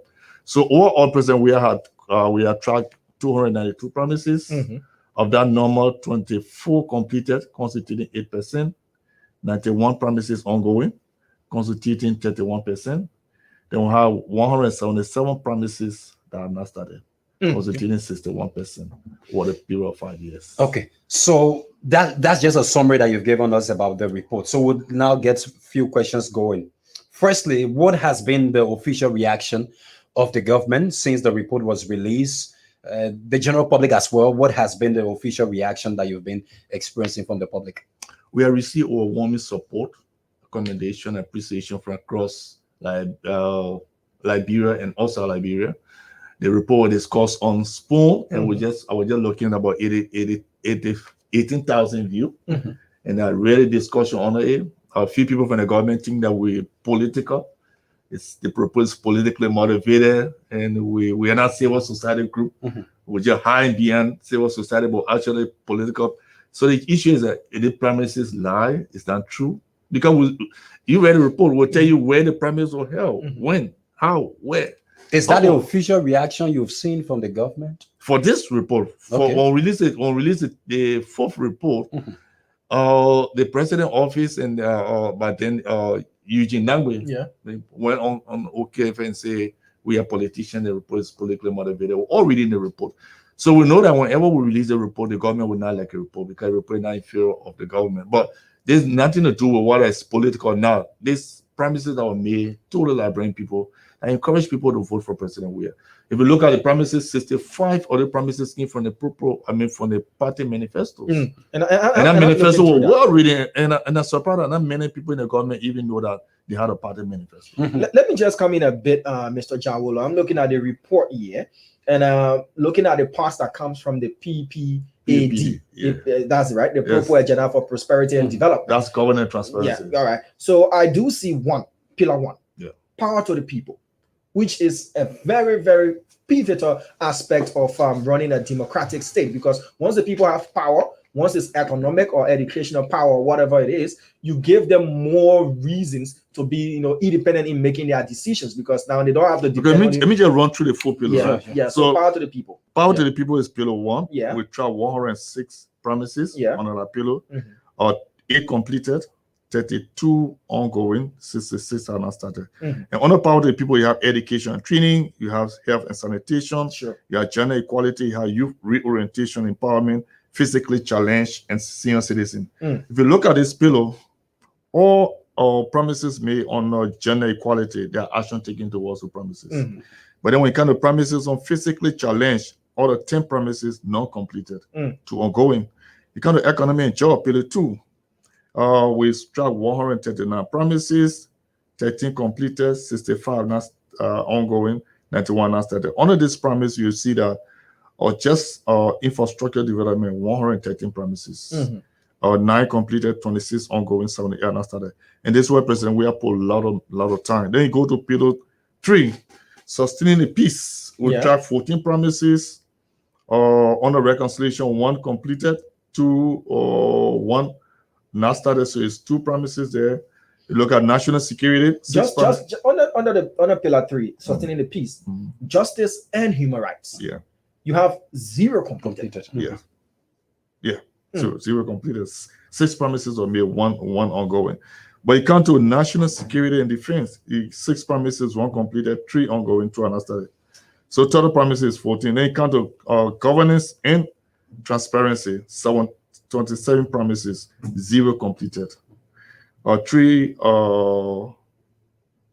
ongoing, 3 have not started. So if you look, if you look at this, all that we took from here came from the party manifesto. The layout, see pillar 1, pillar 2, pillar 3 came from the party manifesto. It's a template that was used to develop what they call the PAPD. But the PAPD was changed, a lot of writing was changed, but then President Weah was voted based on the party manifestos. The PABD came after the election. So what they decided to do to help the government was say, okay, let's go take the governance and transparency under the PAPD and add it to the manifesto, because just achieving governance and transparency will give the government a better opportunity to achieve on all the other promises. But then unfortunately, all of 27 promises not completed, 19 ongoing, if had not started. Now, this is the year of saying, look, this is where I gave you my report after being in stewardship of the country for 5 years. And the president is going to address the nation on next Monday. Everybody is listening, and we'll hear a lot about what he has achieved so far. Releasing this report wasn't a calculated attempt to say, okay, Liberians, when you listening, to the president give his deliverables and what he has achieved, look at this report and be in the know that it all has been calculated to just 8%. So we release a report in January every year, right? Yeah. So, President, we are to January 2018. Yes. So every January we release a report, right? So if you really go deep into our first report, you realize that when President we are to in January 25th, the money that was left in the budget, President we came up with something called PPP, the President Priority Project. Yes. On that particular area, there were a lot of support that went up to street light, that went up to cloud. We have budget was like 500,000. That's why they came up with a 14 military hospital. So every year we just audit. I want you to please read the vision of President we are in his manifesto, and let's see the vision and see where we are today. They went in blue. It is time for change, a change that will move Liberia from a low to a middle income country, where the affordability of basic goods and services will no longer be a luxury accessible to the privileged, but rather a right for all Liberians, where the practice of corruption, injustice, resource mismanagement, and low performance will have no place in our society, and where our resources will develop people, infrastructure, and institution. President George Madden Weah, CDC's manifesto. If you see the CDC manifesto, you see President Weah photo there with this vision. And I mean, we all can see what are this vision relate to the current reality of the country. And so let me ask you a basic question on that manifesto here before you cross over. So giving your report now and connecting that with the vision, that commitment, did he meet that? I also want to answer that question. I was just coming above asking. Maybe Damo can answer that. What's the question again? The manifesto talks about empowerment of the people. Yeah. It talks about issues of job. That manifesto, if you were to summarize it, that's what it captures. So I'm asking you now, that it simply means that NEMOD report is saying that President Weah has not been able to achieve this commitment. Is that true? So what we normally do is we give the grade and the Liberian police are. Okay. Right? So if you actually look at the completed promises and ongoing promises, it's like 39%. 61 not rate have not started. I mean, you can see that the president has so much to do in less than 9 months to election. The second issue there is that we also on the pillow, or we take part in the pillow meeting, pillow 4, governance and transparency. We say in the meeting, and when ministries and agents will make report, and they will tell you there's no money in the budget to implement. You can make promises and you're not putting money in the budget to implement the promises. Okay. You cannot have a minister who have no idea about a manifesto that elected you to office. And when you go to cabinet meeting, what do you get? The second thing, Nana, is that is that what you're saying? Some of the ministers have no idea about the CDC manifesto? Yeah, the one about the system, they don't even read the manifesto. So seriously? Seriously. And you say you are driving the CDC change agenda? But listen, so what do we get? What do we really get more information from? We depend on social media. We depend on radio station. There's no website or any ministries, agency that gave you out there about what they achieved. So we look at the promises. We have to spend enough time checking to verify that action been taken. Most of the ministry agencies, nothing funded. If you go to the legislature where they say performance report, nothing funded. But depending on the president, after doing a retreat, ministers will make reports, and we can also use the report to check on the promises. So, President, what we heard from the retreat, the early season busted for 2 hours. That was the only news we got from there. There's no other information. The government is so secrecy that access to public information is a big challenge. What about the FOI law? You have a law that you could We're rating ministers that will not even respond to us. I mean, it's government so secret that for somebody, even the government tell you this, they will tell you, don't quote me. Yes. Oh, they tell you that? Yes. But check on the ministry website. Go to any ministry. There's a primary what we were tracking, we're trying to see whatever actually working was this develop program policy to have visa upon arrival. We want a Ministry of Foreign Affairs website, nothing. Immigration, nothing. One online. The only thing we saw, the government had a bilateral relation or visa waiver for South Africa and the UAE, only for diplomatic passport. So the projects that have not started, did you care to inquire why those projects are at a standstill? The only thing tell you there's no money. You go have the Bali Island, you have the Coastal Highway, all the promises will track it. Like the issue of time when they get on the on the scholarship. Yeah. After the president left, nobody went back to that particular area to check. It's the lawmaker that they should have that child there. We interview her, we got a WhatsApp number, we call, we have a recording. She's currently in India. Yeah, we have a recording of her. Your report, one of the things I've realized is that, and I don't know if you agree with this, but I think your report reveals the weakness in terms of the GAC and other institution that should be checkmating the government, as well as the legislature checkmating the executive. That's the weakness in our whole governance system. So most of the time we come up with a recommendation. Can the minister stay coordinate with the Ministry of Information to just make public information so people can see what they're doing?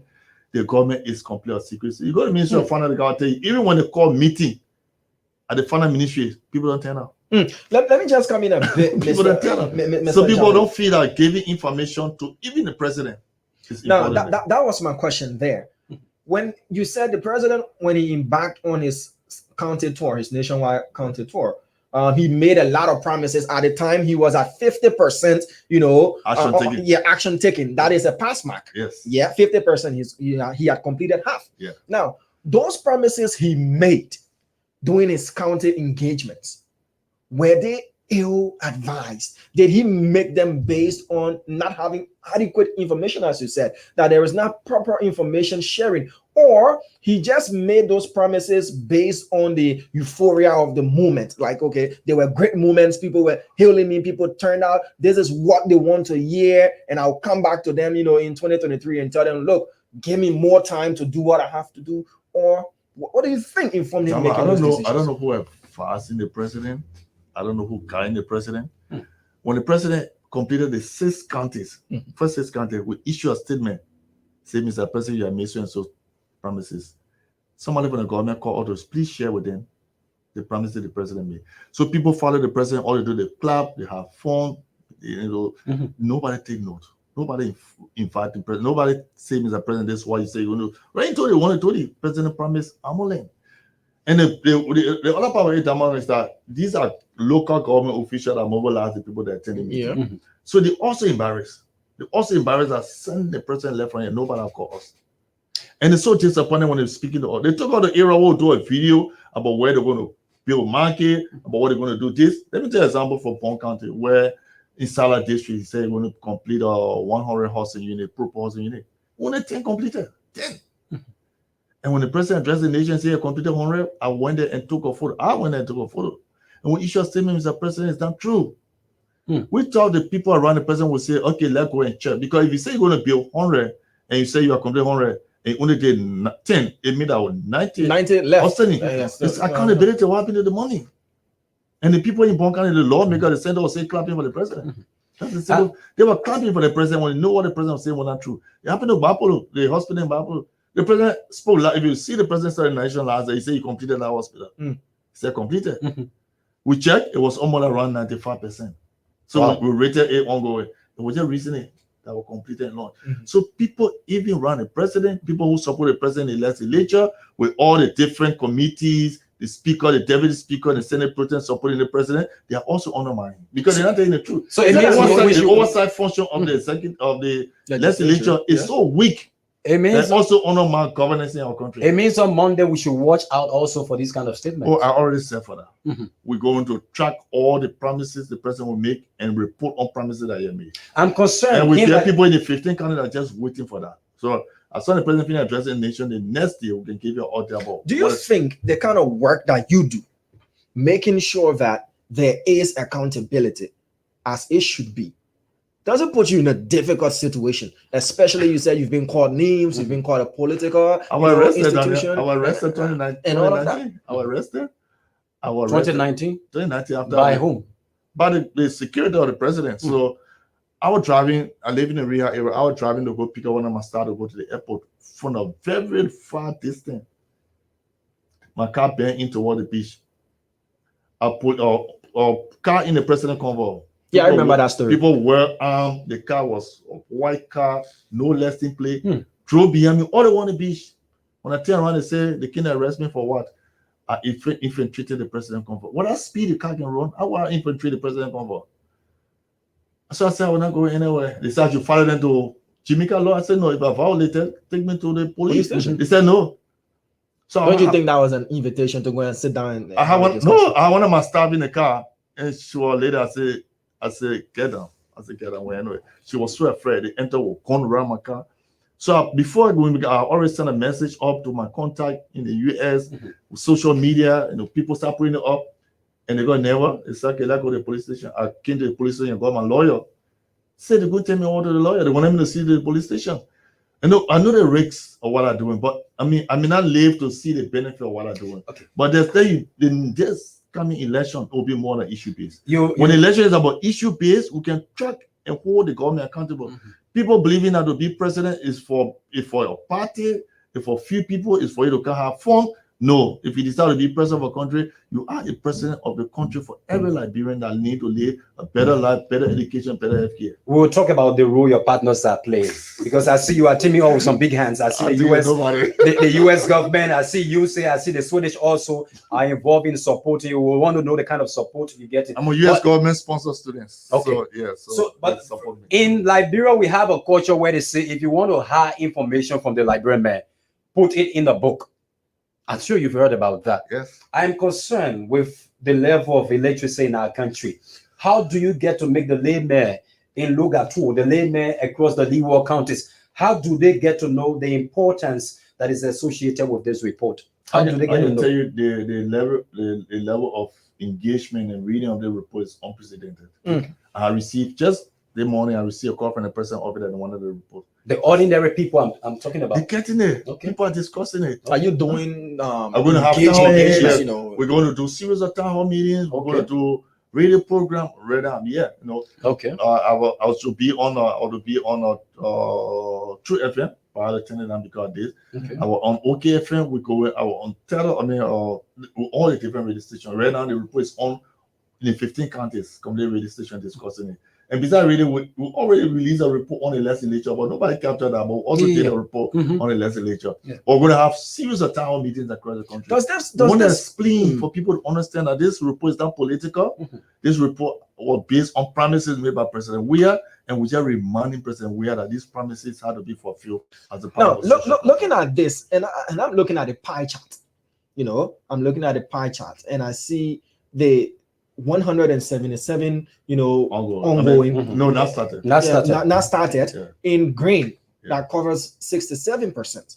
And 61%, I'm sorry. Yeah. And there is the 8% completed with 24, right? And 91, I'm not started. So ongoing, 91 ongoing. Yes. 91 ongoing. Yeah. When you look at this and you explain this to the ordinary Liberian, what does this do to the chances of President Weah come 2023? Isn't that the aspect or the angle that these government officials are looking at? That this does not paint a good picture at all, when it comes to performance, or you just looking at it from the angle like we are a civil society organization, we just doing our work and we just informing our people and letting them know that indeed this is what it is. That's it. And actually, what I wanted to do is to stimulate a discussion on political accountability. We don't really look at too much the I know that when I release a report, a lot of people go for the 8%. And we say that we discuss it. A lot of people will not look at the ongoing promises. But if I was somebody in the government who is a strategy, I would look at the gender equality that actually have been taken off and look at combined ongoing and completed. To give you a larger percentage. Yes. As have a discussion we are delivering. If we can give her this time, we can actually do 50%. Yeah, that's why I even want to ask you now. Based on what you saw in the field, does this government still stand a chance in the next couple of months to make some positive turn? Can they turn the wheels around? It's difficult. Right now, they are discussing the national budget. If you decide to put money in the national budget to achieve this, it will be good. But what if I say yes and you don't put money in the budget? Okay. Any money? Like the promise in to nail ambulance. Some of the government will do it. On behalf of the like the promise will on scholarship. a minister can do that. Can do that. That I remember someone- the girl some- spoke really eloquently, and the president was impressed. I get a voice on WhatsApp. Mm. If somebody promised how to do with laws, right? Yeah. Legislature can do it. It means that they had to sit as a team to know that they need to work to make sure that they can reduce somebody, they reduce the gap. But when the promises come up for put a reading, they're not reading it. Is it more about going and taking these promises on a holistic level, and then you delegate to where it should be delegated? If it's the issue of laws, you have a team that deals with the national legislature to make sure that these laws, if not passed, but should be on the floor of both houses or on the House of Representatives on the floor for it to be debated. If it's the issue that's got to do with presidential priority projects, as you Which said, of course is there is no money for most of those projects. then you look at how do we find investment or monies to make these projects, to be doable and to be done and all of that? Or is it basically the fact that we just say and leave, and then we only come back when there is pressure? So you look at the promises. We put the promises into a metric that any serious government will take and work on. So there's no report. The government will not come out with any report that had these pillows. So you're helping them out. We're helping them.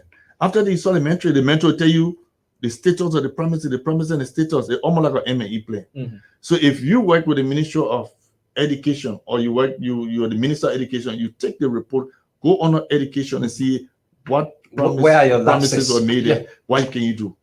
But they don't read in the report. The only thing people go is the number. After the number, they decide to describe you the way they want to describe you. The surrogate attack you. They have one other pro-government situation after 2 hours. Everybody was like calling me. They thought somebody not attack me. But they're not taking the time to say, I don't expect President Weah will be in the county implementing the project. No. I expect that somebody will be behind the president taking down notes of all the different promises you're making and just make a phone call. And then what we did it is so easy that when you decide to say you would build a hand pump, as long as you even map the place and decided to even dig the first stuff, we'll take that as ongoing.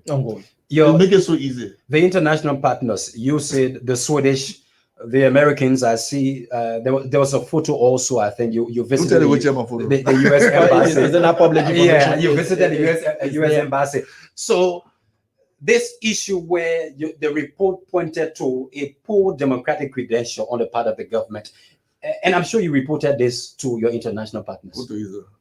I'm very sure. I saw a press conference where you even raised. Let me tell you, my whole professional development is sponsored by the U.S. government. Okay. I benefit from 3 U.S. government exchange programs. The U.S. government believes in accountability. And political accountability is the only job. It's the only institution that do that in Liberia. Political accountability. It's happening in the U.S. So as a beneficiary of the U.S. government exchange program, they're very passionate about what I do, and I keep them informed on my different activities. Did you submit a copy of the report to them?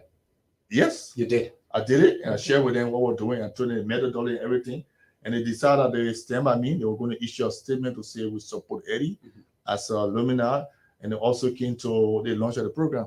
This program was also supported by the Swedish government, so the Swedish embassy were fully involved. But we take full responsibility of what in the report. Do you need security at this point in time? My security is gone. You don't have extra security? That is no. Let me tell you one thing. Have you received any call of threats? I mean, a lot of people don't like what I do. But have there been instances where maybe you received a call? There's one thing I always say, and I will say on the radio. I want God doing what I love. Okay. Then you be a matter. We pray that that does not happen. That's what you do. Yeah. I mean, the work I do is so pure that I don't need to be afraid. Okay. So people don't like it. They will come after me, but I'm not worried because what I'm doing, I'm not blaming anybody. I'm trying to bring any government down. I'm just trying to make sure that this government can succeed by improving your performance, by looking at your political accountability. Because let me tell you one thing. If the ministers that tie into the different pillars were actually doing that work, and today I release a report and say, President, we have achieved 61%, I will be called or buy off. I'll be called the president gave money, the government are buying over. So I stay in a position where I try my best to be yeah. People say, I understand from where you come from. Mr. Jawolo, you made mention of the fact that this report can be used based on how you want to use it. Sure. That is, if you look at the completed and the ongoing, the 8 and the 61, that gives you 69. right? You can say, okay, no, it's 39. 39, right? Yes, yeah, Okay, 8 and 31. 8 and 31, right? Yeah. So it's 39. Yeah. You can look at that and say, look, we tried. We're trying our best here. Where there is serious, external shocks happening, there is not enough funds coming in, we're doing our best. And you do what with China. Yeah, and China. I said I'm the feminist in chief. Yes. And I'm making things happen for there to be gender equity in Liberia. Yeah. But these other things can be achieved. So looking at what we've done and looking at what we're doing, give us the time. So it's based on how you understand and digest and use this report. Either makes you a bad person to them or a good person as well. But what sort of reactions have you been getting from opposition figures? Because they are a government in waiting as well. Are they commending what you're doing, or are they looking at it as if we become a government as well, we're going to face the same hurdle? Most of them are calling for the report. Let me tell you, people are still reading the report to understand the report. Okay. What we're doing actually new in Liberia. It's not happening in Liberia for tracking bill. But I can tell you, we had an interview with BBC and we're telling them this will help to change the political narrative. Our debate not going to be attacking people, but going to be based on issues. It's only based on issues that we can be able to hold these leaders accountable. Liberia don't belong to a particular group of people or particular political party. All we need, most of all will be on the silent voter. We just want a better country, a peaceful country, a prosperous country, a country where leaders will be accountable. Now one lawmaker feel you're above the law, you're untouchable, you can do anything you want to do. That's what we're trying to push. I tell you, it's the most difficult job we want to do as a civil society president. So you stated, right, there is this person on our page, Amara Scientist Kamara, but you mentioned that. You say, I hope NEMO can come up with a program to grade our legislators, their performance in session, their promises to their districts and counties. So Amara, there is a report also that's been released on members of the legislature. So I think that we can now take so let's take some interactions from the public and see you can either call in. Mind you, we're not live on the radio as of yet. This is solely online. So we'll put the numbers on the screen that you can call in on WhatsApp to have an interaction with Mr. Eddie Jawolo and to speak to the issues that were spoken to by Martin Colley when we talked about the budget, recurring expenditures, and all of that, the economy of Liberia as well, and the forecast made by the Ministry of Finance and Development Planning that we should see increase in our GDP, in agriculture, in manufacturing, and in a lot of other things that will see the country benefit a lot of money. But when you look at these line items on the budget, where a county gets $200,000, you actually said and an individual, and an individual gets 1.2, 2.1, and all of that, then it brings about this question as to one person gets more than a county of thousands. Thousands has been a system of even people. more than our university. Yeah, more than our university. How does that work? Talking about university, there was a protest there at the MVTC today. Lack of teachers. The UL had another protest on last week. Students were protesting. I think Nima budget should be less on million now. Nima University.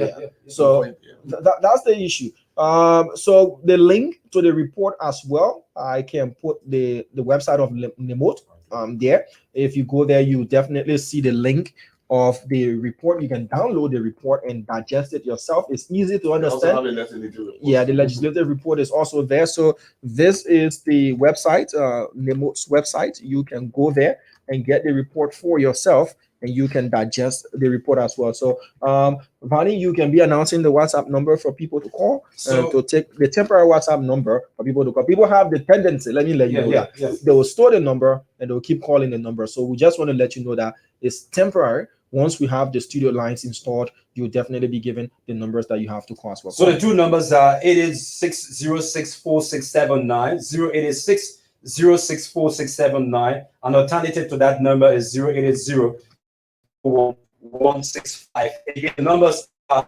086-064679. An alternative to that number is 080-165. Those are the numbers that you can call now to have your say on the program. The name of boss is here talking about a number of issues regarding the report that has been released. Also, the issue with Martin, you listened to him earlier when he talked about some of the issues regarding the economy. He brought for his own policy prescriptions on what he thinks could be done to shape the economy in the right direction. So Those are the numbers to call and form part of the discussion this afternoon. We have got limited time in our favor. Like we said from the inception, this program runs from 4 to 6 o'clock, but we have to have your input on the show this afternoon. Mr. Jawolo, while we expecting to get calls and interactions, their discussion is a bit off the topic, but it has got to do with accountability as well. Do you think, your personal opinion, not that of the board, but you can add in the mode as well as a CSA, that the former vice president and the standard bearer of the Unity Party should let Liberians know, if not his partisans, but Liberians know as well the status of his health as somebody who's vying for presidency, for people to make a more informed decision as to whether or not, though he has not been declared legally incapacitated, but should he be letting us know the status of his health? I think it's good to do a law where everybody who go into contest for political office do and present a health certificate. Okay. They shouldn't be with the vice president. There are a lot of other people that have a lot of different problems, but they may not be hoping to do that. So let's do it. Let's make sure that two things we do. Everybody contesting, whether they represent the senator, president, you do a drug test. Second thing, make sure you provide a medical certificate.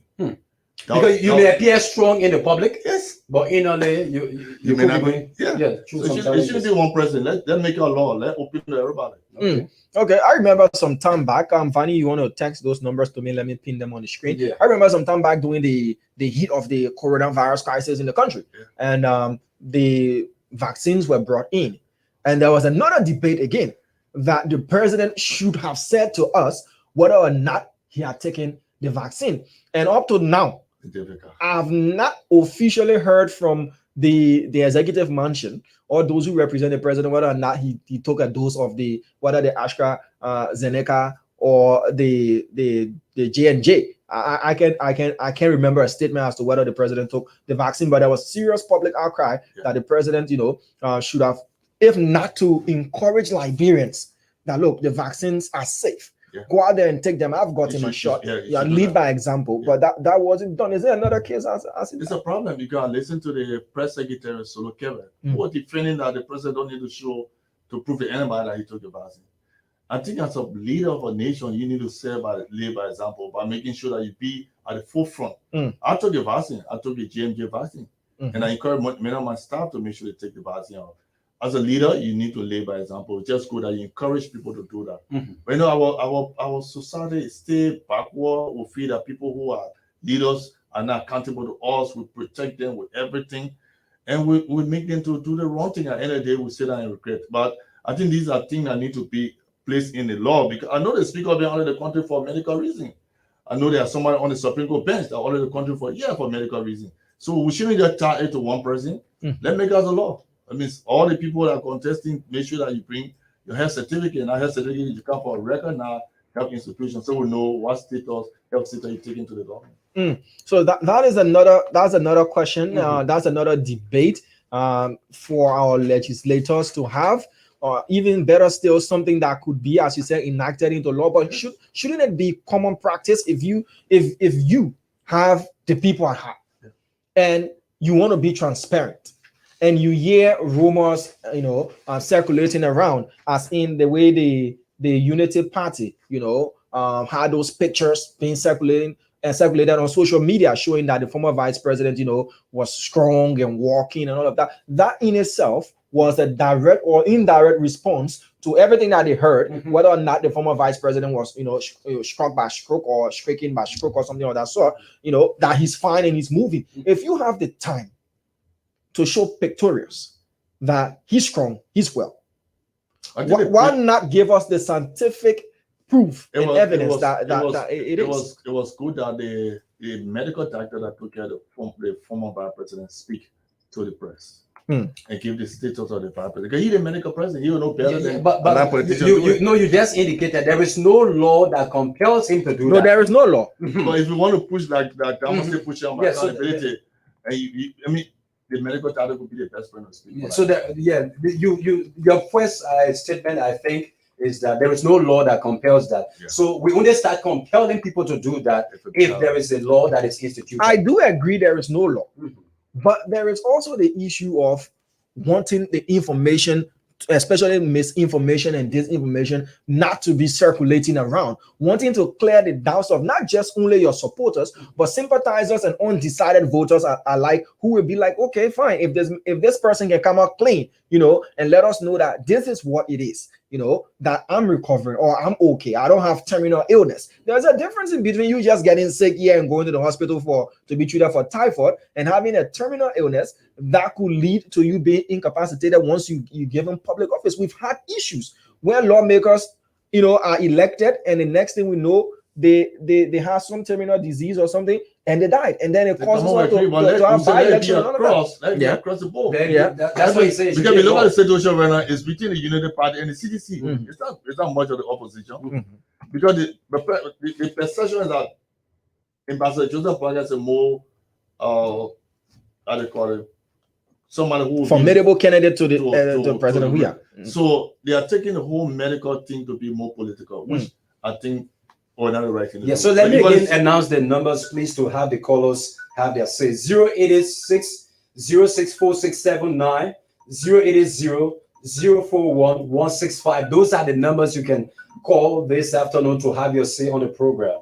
So the numbers are pinned on the screen. You can call either of those WhatsApp numbers and form part of the program. We have at least 5 minutes to take your calls and interactions, and to bid you farewell to be back here on tomorrow. The reason for the extension and the extended time as we do have now is because we did come on, late due to technical issues that were being sorted out. So to form part of the discussion, whether or not is another thought-provoking question, whether there should be a law that mandates, but mind you, we do have a law to declare your assets, right? And people still find a way to bypass this thing and not make it mandatory and tell you it's because of security reasons. And just to tell you this, we have laws, but the implementation is the problem. Back in 2017, also, I do remember there was a group of lawmakers also that were pushing this need for, like you stated, for people to do a drug test before assuming to state power.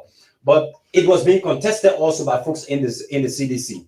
At the time, people were recommending that President Weah and other folks, while he was contesting, Kennedy Weah at the time, and other folks should be subjected to a drug test. But this was heavily opposed by officials within the Congress for Democratic Change. So until these things are enacted into law, then it becomes a compelling duty on that person to make sure that you go and do it. But what I know as best practices in the field of medicine, the issue of someone's medical report is private. Maybe until otherwise, maybe for legal reasons or so, but I do know it should be private. Yeah, I get this point. Mr. Jaulo, Mr. Dix, I do get this point. Until there is such a law, it is private. Certainly. And who reveals his or her own privacy is somebody who feels they have nothing to hide. Typical example. You have a fiance, you married, you have a wife. Okay, so take that caller, and then we'll just have this person on the line. Yes, go ahead. Good afternoon. We are doing excellently okay, Chief. How you doing? I'm all right. I'm very, very well. My name is David. I'm calling you from the state of Massachusetts in the USA. Okay, go ahead. Oh, thank you so much. Thank you so much, Eddie. I just want to say thank you, Eddie. You are doing a very brilliant job. Don't be afraid. This is the thing that is damaging our country.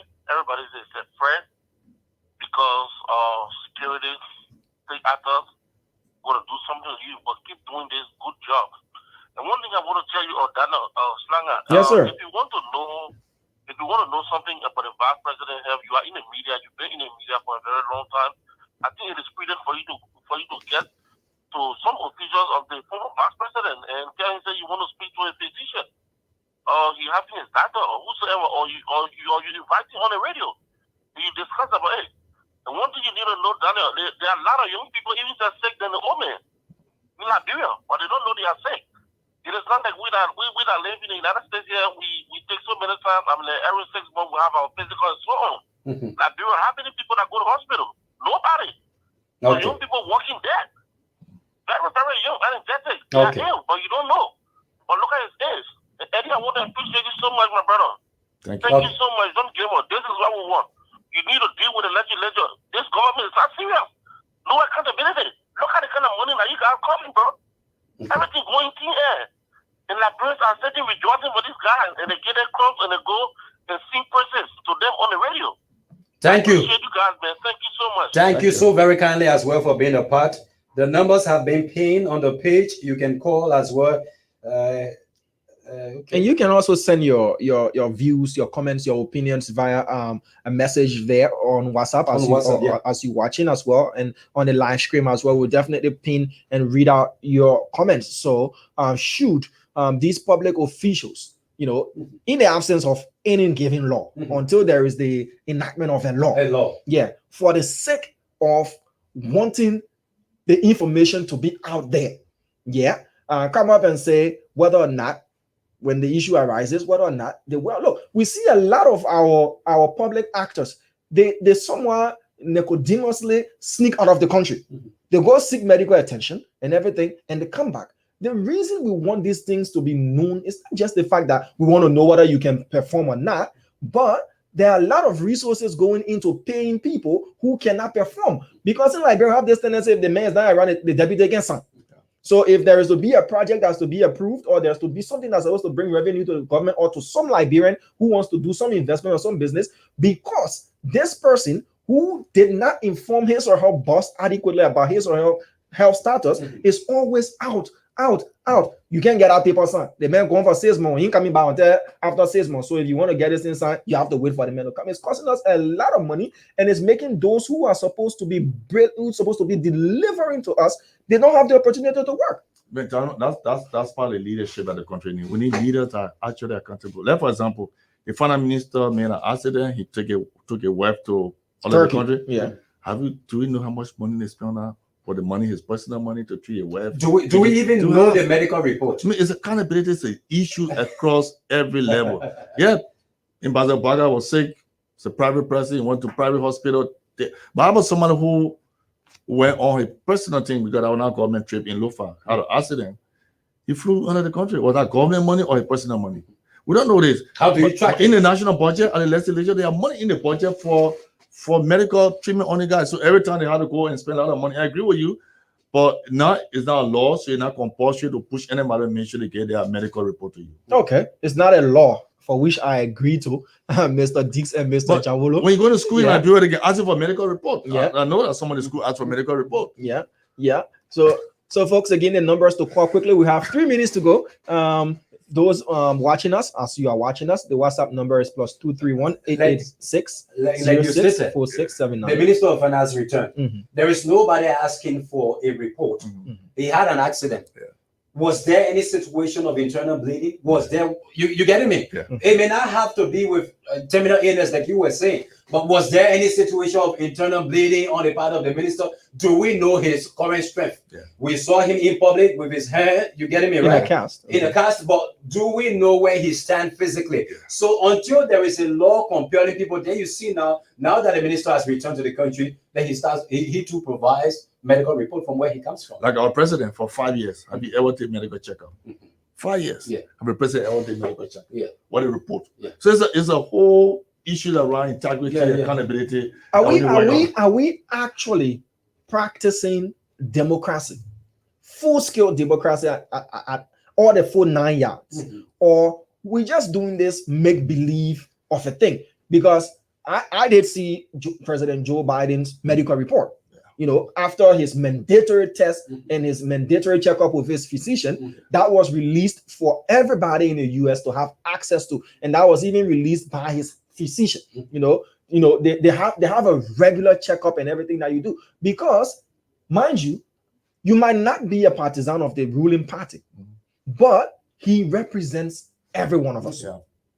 So his well-being is pivotal to every one of us. Let's assume if the president is out of the country for an extended leave, even this trip the president took around, you know, for the World Cup. Not only the World Cup, president went different places. How many days? 41 days. 49 days. You know the number you don't want to say. The chief of staff of the AFL had to come out on public radio and say he's been receiving messages from people to topple the government. And so just by the mere absence for a long period of time, it breeds a lot of uncertainties. That's one of the main reasons we need to know the health status of everybody who wants to contest public office and everybody who's given high profile public office, so that we know that these things do not put us at the level that we are again, Damo, you're still going to come back to the same place to say there has to be an instrument that is legally binding upon the I agree, but in the absence of this instrument, be sincere with yourself and sincere to the people for whom you represent and want to represent. But somebody got to take a lead. The president had to take a lead. The vice president had to take a lead. Somebody can say, this is my medical report. You see the next person will find not just medical report. I mean, you getting me? Not just medical report. Even for example, there was a point in time when the president said 25% reduction, President Weah, in his salary. How do I get to trace and know that this is being effected from the president's salary? But come on, go to the current budget. The president budget almost triple or double. Yeah, because when the election, most of the elected leaders budget. If you go to the current draft budget and legislature, a whole ministry has spent almost around $40 million in 2022 budget.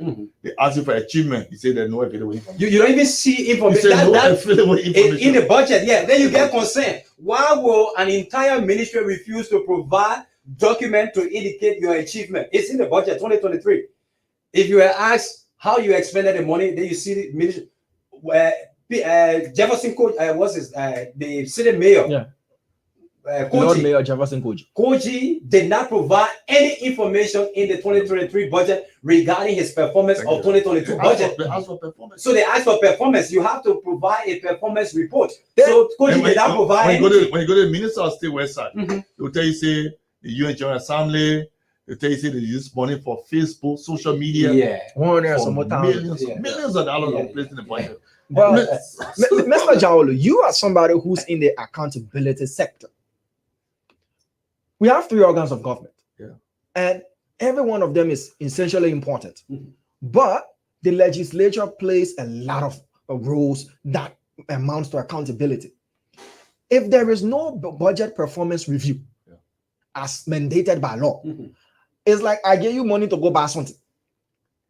You go come by and say the money finished, but you can't show me the thing that you bought or how you expended the money. But yet and still, you want more money to go out there and do something else. So shouldn't we be looking at our legislators as what are they doing to get a budget performance review before they vote and approve that happened during the administration? Another budget? It did happen during the administration of Madam Sirleaf. There used to be the convening of the budget performance report at the legislature.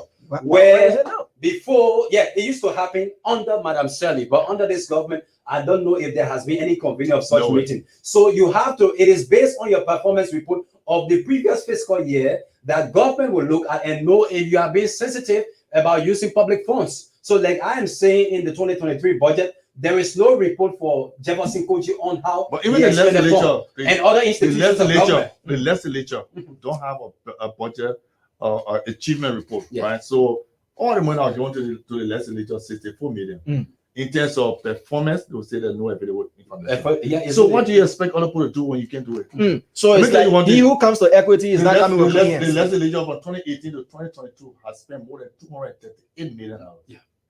This year budget will make the legislature to spend almost $250 million with all audit.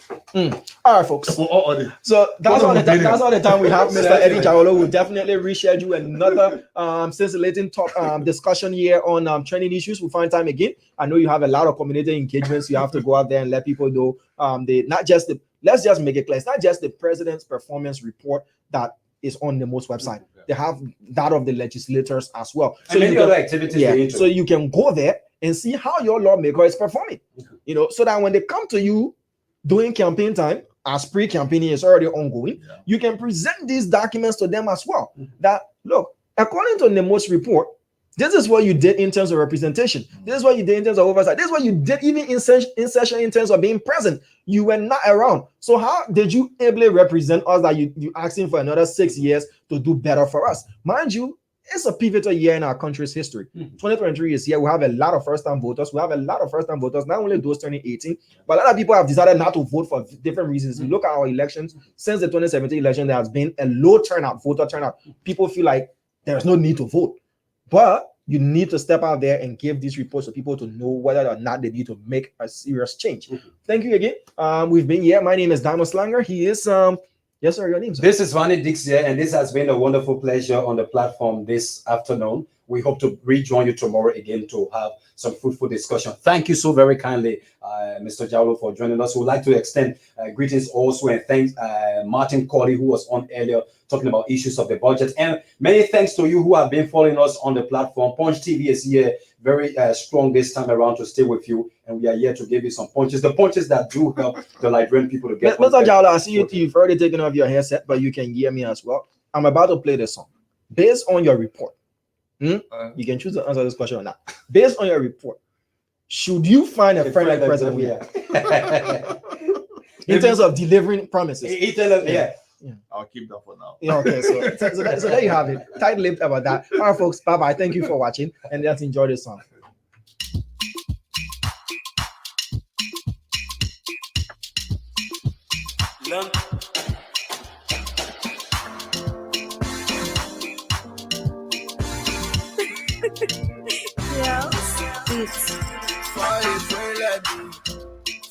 Friend like me. If you not want betrayal, find a friend like me. Find a friend like me. Find a friend like me. If you not want